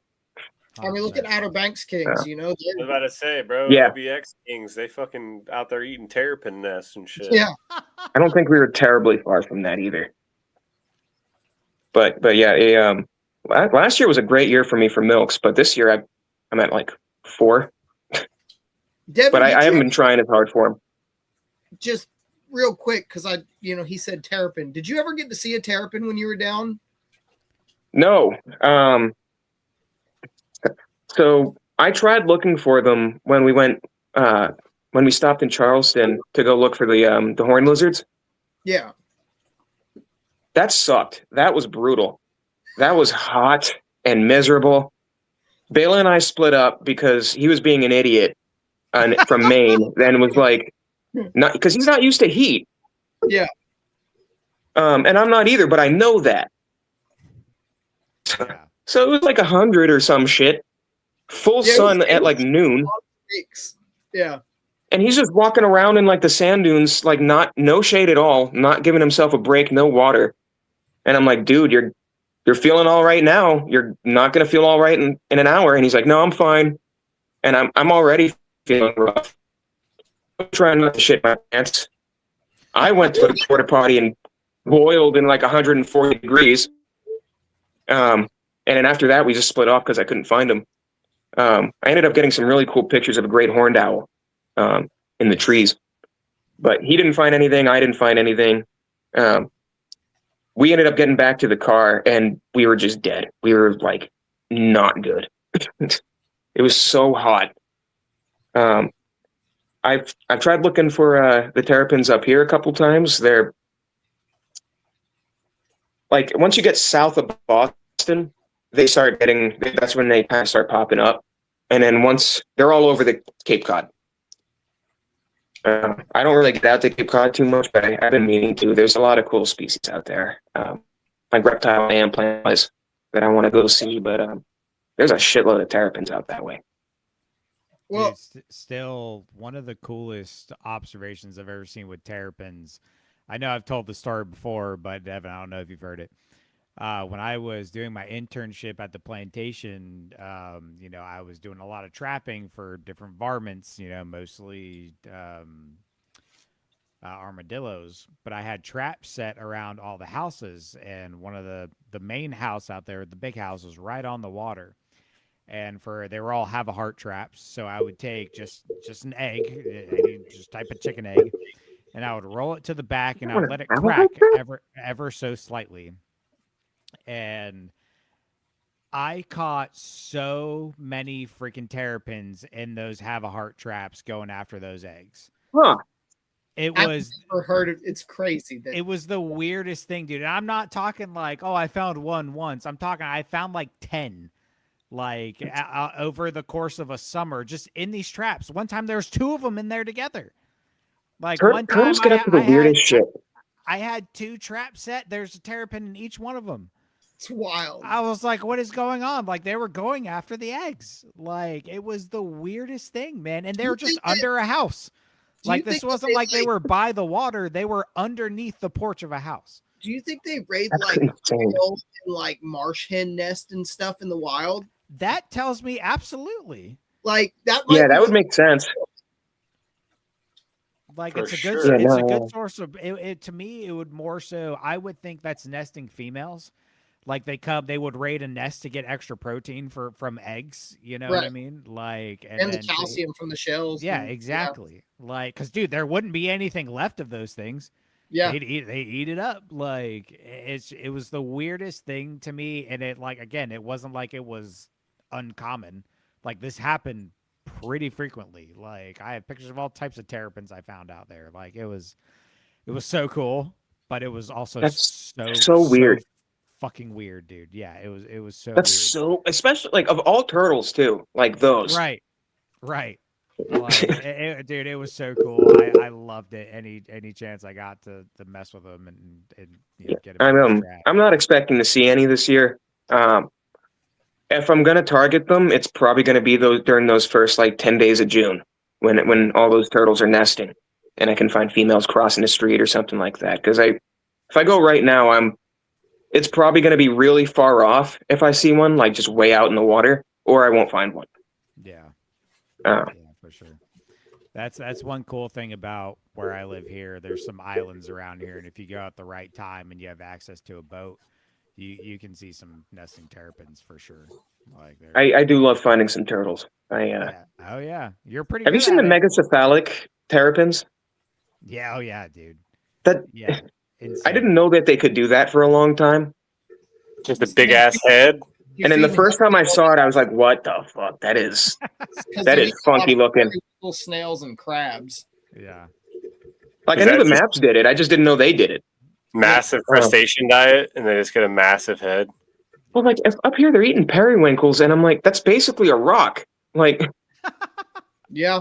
I can't if I stepped on it with my steel toe boot, it wouldn't break. Like, and I'm like, these things are fucking eating that. That's nuts, man. Another difference I thought of up here: no lizards. Oh yeah. You get Like- stinks though, right? No. So, hang on, I got to get rid of an alarm. So no skinks in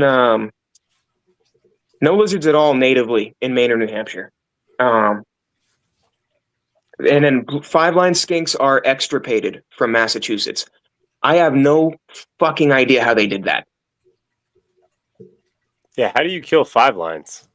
I Yeah. don't know how they got extirpated from the state, and things like timbers didn't. They almost did, but Yeah, like they that's actually odd. had they straight up had bounties on timbers, and then like no one cares about 5 lines, and they just kind of poof. That has to go back to what you were saying about the straight deforestation back in the day when they came and were just literally using. Like I everything find for 5-line ships and building. skinks downtown. So it's like Yeah. I mean, Yeah, they're you just so see 'em, like, adaptable. on the Yeah, walls. I've seen them down there. They're not like hard or rare or anything. Like, but like up here, I don't get it. Maybe the cold too. No, they're in Vermont and like way colder than where I live. Huh. I know you go to get those wall lizards though, right? Yep, In that's Boston? that's right by Fenway Park Okay. Hey, in Boston. have you seen Wow. anything predate on those wall lizards? Like any snakes? No, so there's nothing else there. The only other reptiles there are red-eared sliders, which Oh, also aren't native. I was about to say those are introduced pets, weren't they? Yeah, they're definitely established around in Boston and around Boston, like Eastern Mass in general. And then we don't have any native map turtles, but there's a few pockets of like false maps and I think Owachita or whatever maps in Boston. Mhm. Like in the Charles River, I know there's the Owachita or whatever, however you say it. That's wild. But yeah, no, those are. I've been meaning to find those, and then every now and then people find Chinese soft shells. No kidding. Chinese soft shells. That's Yeah, those 'cause bigger. there's Chinatown in spotted Boston. People just go get them and dump them. They're small. Great. They're smaller, yeah. Okay, I must be thinking of a different species then. You're just thinking about there's a giant Asian soft That's shell. bro, those look It's fucking Chinese. crazy. Also, we don't have, so in Maine and New Hampshire, no native sliders or cooters at all. We have painteds everywhere. But no sliders or cooters. There's a big disjunct population of northern red-bellied cooters in eastern Mass, basically around the Boston area. And like not introduced, like they're native. But then like if you go much farther south of that, they're gone. If you go much further north of that, they're gone. If you go much further west, they're gone. And something kind of funny is the range line for Blandings turtles and those cooters basically is the same. Like they don't overlap. Huh. I'm so envious you get to find Blandings. They're such a cool turtle. Their range in New England's also disjunct, but I just happen to live in the dead middle of it. And it works out really nice. I can go 15 minutes up the road and see them. That's where my best spot is. What creates such harsh lines and species up there? You know, that's so weird. The Blandings are so specific with what they want for habitat. Okay. But I think they just don't compete at all with the sliders or cooters. Even looking at like their range in other areas, it doesn't look like, even where they do occasionally overlap, it's not much. And I have no problem with our endangered turtles now up here. But for a long time, I had a really hard time finding Blandings. I still can't find them in Mass, which is funny because they're probably more dense in northeastern Mass than the other states. But I can find them in Maine and New Hampshire without much trouble now. Those fucking red maps that you find, right? Are they the red painteds or the red painted? Red painteds. Those are insane, dude. Oh yeah, they're so pretty. They're easy to take for granted, but I'm happy. I'm grateful for them. I can go right out. I can look out my window during the day in the fall when the trees aren't leaved out and just see them basking. See, I got to drive like 2 to 3, probably about 3 hours before I can find a painted. See, we got one in North Carolina, which kind of surprised me. That was the only in-hand turtle in North Carolina, I think, and first turtle of the trip. We saw it like crossing the road or something, and we hopped out and went over to it, and we're like, okay, it's going to be like a small slider or something. Nope, okay. So they dip closer to the coast in North Carolina, right where it gets the border of South Carolina, and they come down to the coast in the PD. But that's the only river drainage in South Carolina where they're coastal. Everything else is all up. Isn't it similar for northern water snakes with you?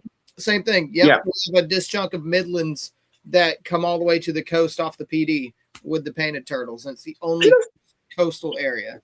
Don't Sipodon go down into like the Panhandle? Scott, do I think they do. If you look at a range map, and it blew my mind. The maps do, or the painteds do? Sipodon, northern water snakes. Northern water snakes. I don't know what they'd be for you, but Sipodon. I've never heard of Sipodon going down. I know we get. I'm pretty sure they do if you pull up a range map, but that blew my mind when I saw that. They might like dip in just into the Panhandle, kind of. Yeah, I don't think it's much at all, but like I think they do. I think plain bellied is like the most northernish water snake we get. I mean, yeah, but plain bellies surprised me. I like those so much more than I expected I would like them when I was down there. We get down here they're red bellies. All right, let's make one thing real clear. Ain't nothing plain about the those were some of my favorite snakes on the trip. We got. I love nature scenes. I especially love Nerodia. I didn't see any in 2024 when we went. I know a few people did. Zach said he saw one or two. I got my lifer with Gabe, basically right where we found that glossy crayfish later. Nice. But it was like a little in shed one that was kind of pale, didn't look crazy. And then me and my friend Baylor were driving around checking out bridges because we were kind of figuring out that's where you want to look for stuff. We were finding most of the stuff around bridges and things like that. Especially with it being so dry. So he goes down one side of the bridge and is just kind of like snooping around looking for snails or whatever. I go on the opposite side of the road and go down and then come under the bridge. And at the same time, he spooked a big female, and I spooked a big male. I think it was a male on my side. I managed to kind of sprint down, grab my male, and then the one that he spooked came across the water and went under the bridge, and it's all rocks, like these big ass boulders and stuff. Like, you know how it looks. And once they get in there, they're gone. And it's probably 30 feet from me. So I'm like, I'm not getting this, but I'll work my way over and see if it, like, maybe it goes under a rock and I can, like, kind of reach it or something. But I see it. It crosses the water, gets under the rock. It gets halfway under the rock and hits a dead end, and then backs out, tries to go in again. I'm like, okay, this is my chance. I run over, slip, basically crush my knee. Ooh. Bela's laughing his ass off. And I'm just like holding both of them, and they're just lighting me up so much. Oh yeah. Fucking you. Oh up. yeah. And I'm like, a little help here. And he's like, no. Left you hanging, bro. He's just taking pictures of me. I'm like, you dick. So I get him out from under the bridge, and we take our pictures and stuff. But that was probably the most fun find of the trip. That's awesome. But they were so pretty. I didn't think they'd look that nice. They're really nice. Like pictures don't do it justice either. Our red bellies here are by far my favorite water snakes. I love our red bellies out here, man. I guess I could have figured that because like our northerns have some super nice bellies up here, especially in Maine. It's nothing like they're patterned and stuff. It's nothing similar to what you have, but like the pictures don't do that justice most of the time either. Gabe, you remember that little one we found with Dirty and Smitty that I could not get my hands on? It was like carrot orange. The whole thing was like just glowing orange, and I wanted to grab it so badly, but I couldn't reach it. But both of them we caught were just glowing. Yeah, dude. I remember you guys came out to visit me at work. Your job's cool as shit. Oh yeah. Oh yeah. I was like, guys, I got kind of a slow day, after 12. So like, if you guys want to come out, I'll show you around the park. And so they came out, and we hiked around a little bit, hit some spots on the trails where I normally see some stuff. I don't really remember what we found that day. Yeah, dude, just getting us lifers at work. Yeah. So we pulled up, and you had the sirens. That's right. Yep. I had caught, which I was super excited about. Juvenile siren larva out of the swamp. The Amphiuma was the only one, but that was one of my favorite finds of the trip, by the way. I wanted to see one of those since I saw it in like a documentary when I was like 4. That's crazy. But we pull up right away. He's got 2 little sirens, which I really want one now. They're really cool. Dude, they'll sell them at Daytona for like $15-$20. If I get a tank, maybe. Devin says I have $15 or $20. We got But Crazy, man. Let's see. That first time we came around your work, we got the yellow rat, which wasn't a lifer for me, but it was for Bela. The only one of the whole trip. Yep. Which is crazy, by the way. Yeah, and I was telling that Bela was getting like really discouraged because we hadn't seen a corn or a rat snake, and we never saw a corn that trip. Really? Yeah. We saw some dead ones, and we found dead rats, but like live ones never. Yeah. And Bela was getting really discouraged, and he's like, I think we should like. He was like, they're definitely like not living around here, and I'm like, this is where I saw them. I'm like, 2 years ago, they live here. We're just having some shit luck. There. And I'm like, yeah, we're just having some shit luck. Just they'll turn up, and then lo and behold, Gabe. Yeah. Doing Gabe things. I was like they're one of the most common species at my work. So I was like, if you guys are gonna find one, like come out to my job, and like I'll show you where to look, and like they're loaded out there. They're one of the most common snakes. Oh yeah. At my job. Well, you fucking stock them. And then you got us. I think the next one was the garter. Yeah. That you're just like, there's gonna be a garter under that log, and we're just like, okay, he just knows. I see that same garter the time. Like he is a I resident. love refinding the same individuals for garters and water snakes. Yeah. Because it's just you see the behaviors and you know it's the same individual. So you're like, okay, that's kind of cool because you know where they hang out and what they're doing. That's how I am with the cottonhouse at work. You know, I see a lot of the same ones, so I know where they're going to be at, what time of day, what time of year. It's like seeing a long lost friend, you know. Oh yeah, I want to touch back on the That's Billy, that's Brandon, there's Lewis. Like it's right. I got a spot in Maine where I'm like that with the water snakes. I'll come back to that, but yeah, then the copperhead sitting in ambush, the bigger one, then the baby, and then I think you got us that banded. Yep. That little banded. And then the rough earths, I think. Yep. I think that's it for while we were there that day. We saw all the stuff inside. No, you got the racer at the gift shop. That was later. That was the day we left, and you ended up getting grow lights turned on. Hang on, it's bugging me. You ended up getting that mud snake 2 hours after we left, you bastard. Man, listen, I tried. Dude. He literally was like, Devin was like, man, I just want to see a mud snake this trip, and I tried so Any hard. Florencia, I'm happy. It could be half dead. I'll be like, as long as it's alive, I'm like, okay. I was literally on the trail at work going back to the office 2 hours after he left and was like, oh shit, there's a mud snake. That's just insulting, honestly.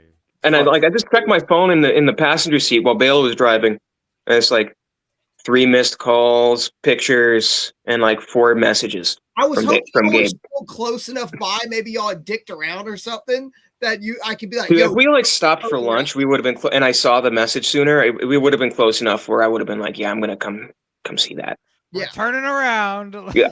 We'll I mean, I saw them in 2024, so I have seen them, but Bela hadn't seen any. But really, just seeing a Florencia, I'm happy. Oh, dude, yeah. Coming back to finding those same individuals, there's again that area with the racers in Maine that I go to. There's a couple of ponds there. It's kind of some of the only like sandplain habitat in the state. It's basically where some of the glaciers had ended at one point and just dumped out a ton of sand. okay. So it's like one of the only flatter, relatively, it's still not as flat as what you got. Not even close, but it's it's one of the relatively flatter sand places where you're not just finding rocks everywhere. And it's all pitch pine habitat. For us. I was actually really surprised in the New Jersey Pine Barrens by how similar it was to that habitat. That habitat was very abnormal for Maine. But there's some ponds there.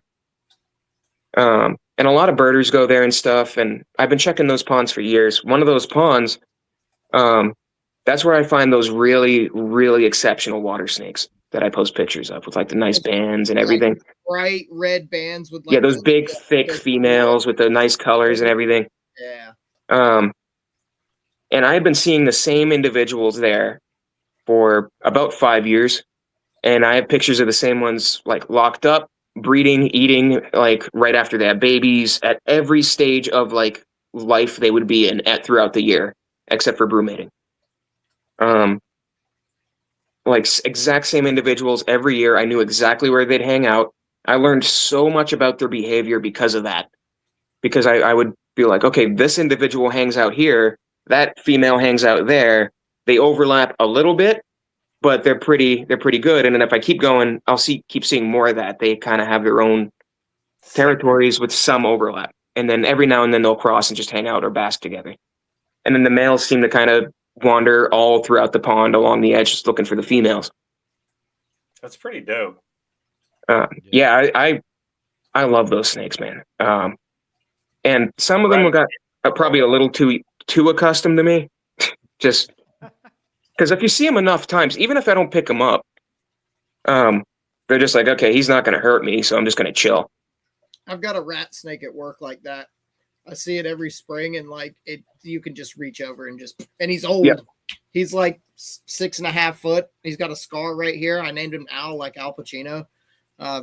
He's great. Yeah, it's always fun having that.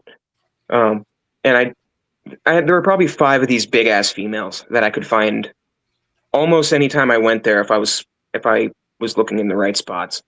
But this year or last year, someone reported a largemouth bass in that pond, and it's on protected land, and there's a lot of stuff they want that pond preserved for brook trout.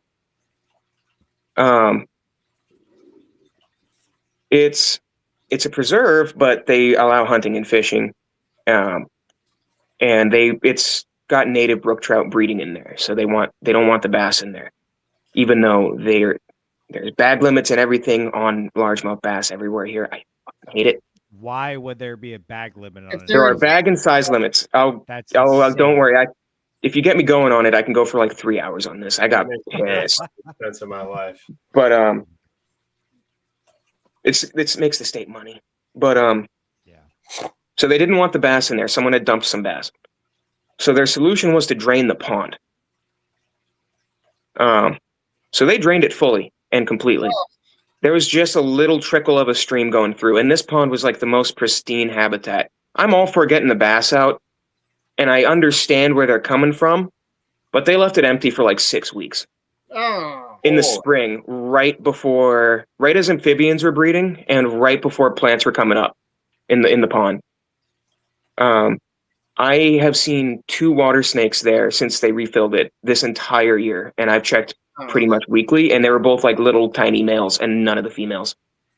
That was my best spot for northern ribbons in Maine, which are threatened. I haven't found any this year. Most of the carnivorous plants are gone. What was that? Do you think they moved on or just died out? I think they moved. There was a stream going through, but it was little. But if they followed it, they're not going to die. But they'd have to get... The next closest pond was a mile away. Damn. Which is another pond that had bass in it. And they tried to drain it, but it's not... It doesn't have anything like man-made to kind of drain it. Sorry. Throat strike. Aren't pike native to your area? No. Really? So where I live, we don't have them at all. If you go to where Zach lives, they're everywhere. Okay. And they're not native there either. We have a lot of fish that locals think are native, but they're not. Like everyone up here thinks large and smallmouth bass are native. They're not. Not even smallies? Nope. Really? A lot of people think the rainbow and brown trout are native. They're not. Those aren't. Nope. Are brook trout like the only like true native like lake trout fish? We have fish, but like it's not a ton. Once you kind of get north of Boston, that's kind of where the glaciers ended during the last ice age. So everything had to recolonize back up, and that's the main reason for the lack of diversity. Okay. That we have on a lot of things. So like fish and reptiles and stuff like that. So we have brook trout.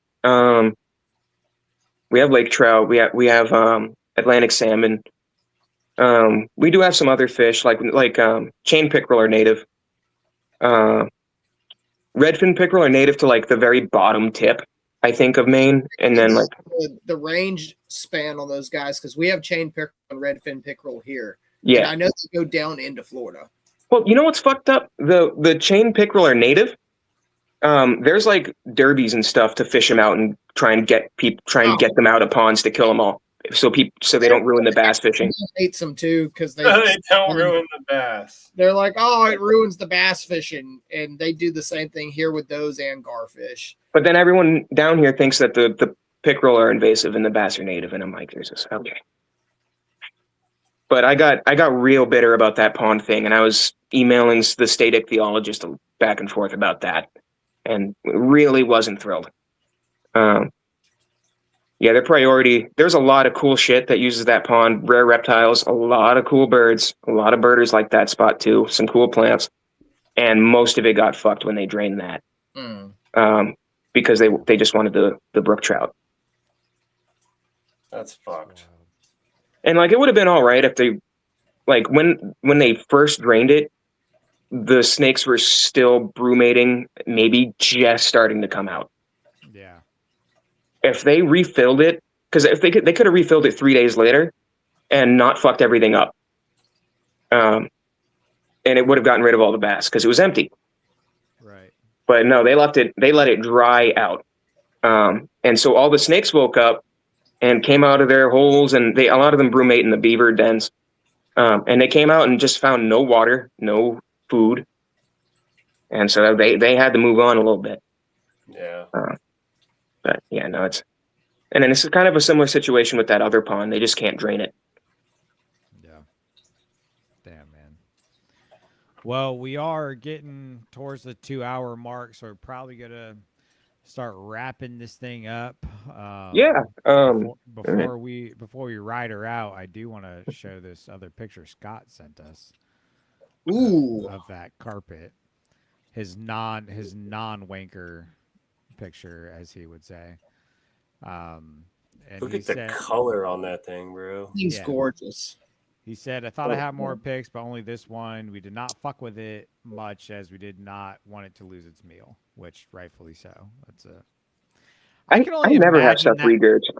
I could only imagine that thing trying to throw that up. It would probably Like, die, bro. Yeah, What? at that point, like that would be a nightmare. I mean, it probably takes that thing damn near a month to fully digest that.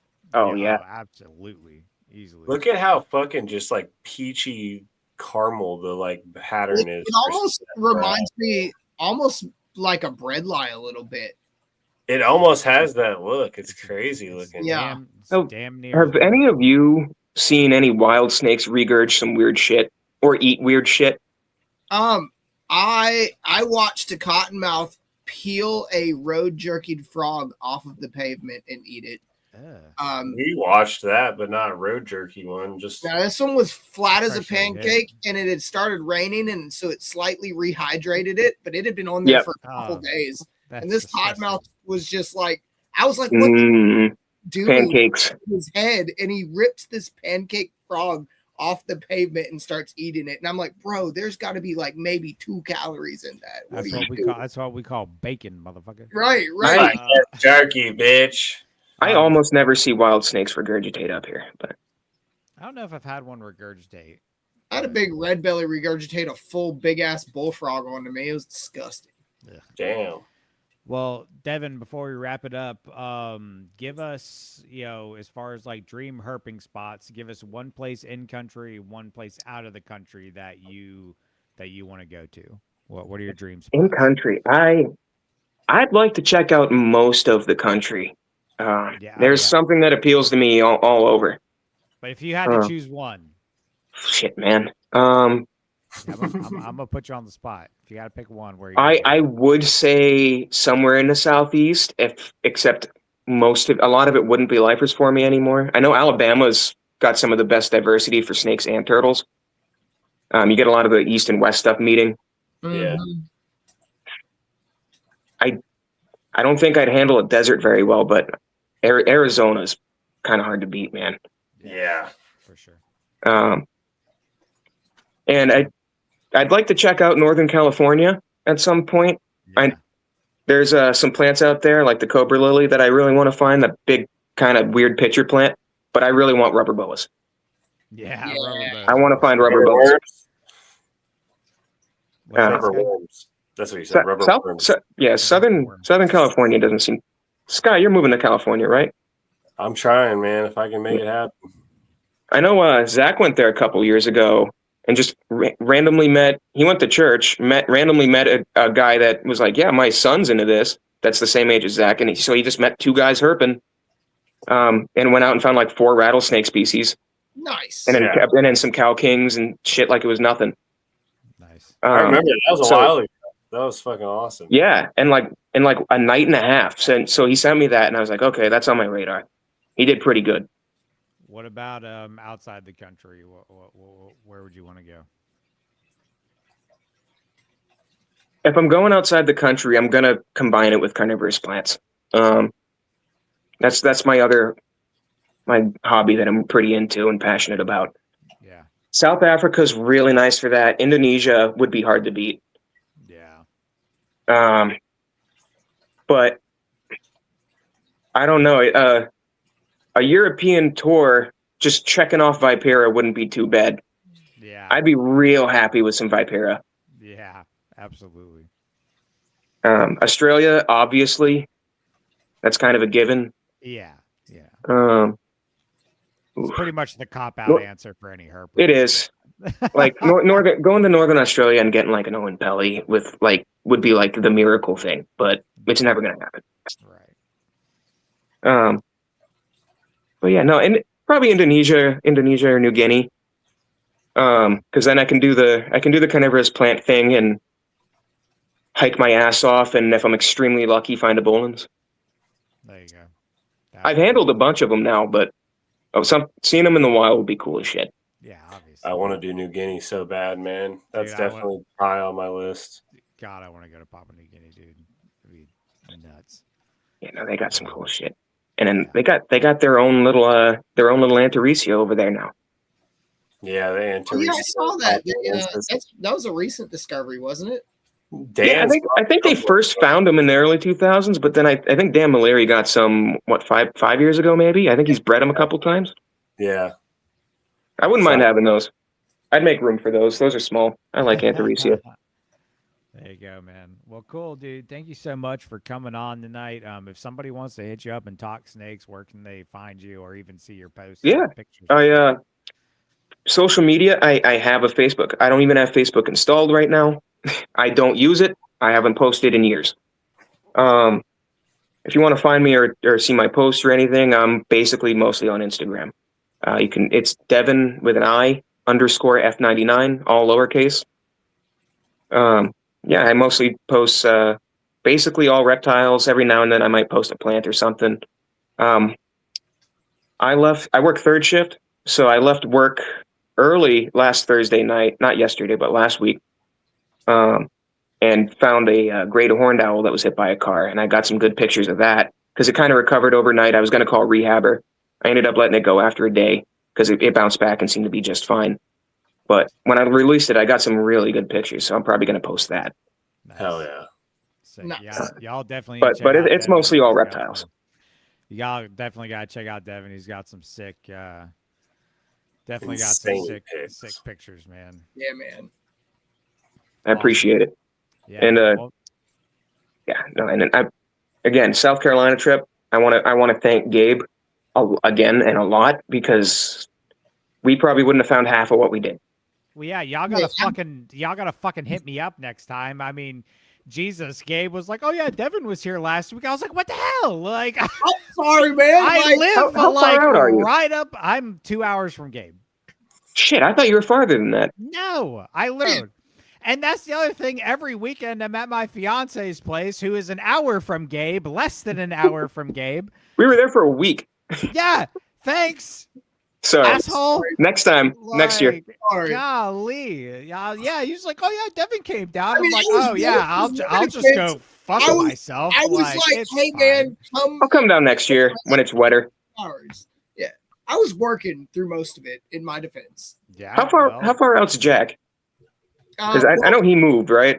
he yeah, moved, Jack's, so that's probably 5 hours now. Yeah, Oh, shit, Jack's okay. a solid 5 hours from us now. Yeah. He was very close to Gabe for a while when He was between 45 houses. minutes away. Yeah. Yeah, but now, no, dude, I'm literally right up the road. So yeah, I wasn't offended at all. It's fine. No, well, I'll get you next time. Next year, I'll be down. Yeah, for sure, man. You gotta come And to we'll my plan neck it of the out. woods. We got It was supposed to be Zach, but he's a little bitch and couldn't plan it out. So I was on his ass for months about that. Well, you gotta come down by me because we have prettier cane brakes than Gabe's And got. if it helps, the trip almost didn't happen until Bela was like, "Oh yeah, I can do it with you." There you go. Because I was trying to get Zach, and Zach said, "Yeah, I can do that," for like 3 months. Mm. And then I'm like, "Hey, we're getting a little closer, and you're not like getting back to me about like driving or plane tickets or like when you're free." He's like, "Oh yeah, I can't do it." Damn. And then we found 4 pygmies, and he got all butthurt. You did find the scarlet snake in the yard too. Yeah, that was cool. That was really cool. We found a few in 2024, but I was happy to see that again. Those are cool snakes. Oh yeah, those are fun. Cool. Well, thanks so much for coming on, Devin. It's been a long time coming. We've been trying to get you on here for a while, but your work schedule has been all hectic. So I'm Yep. super stoked we were able to get you on. This has been a wonderful episode. Thank you to everybody that listened to the live. And when you're listening to this post, have a great evening, morning, night. And we appreciate all the support. We're going to hopefully get back on a schedule, but I say that and it probably won't happen, but we're going to do our best because everybody's busy, but that's life. We're having a good time. We're herping. Y'all stay flipping 10. We will catch you next time. Hell yeah. Later. See ya.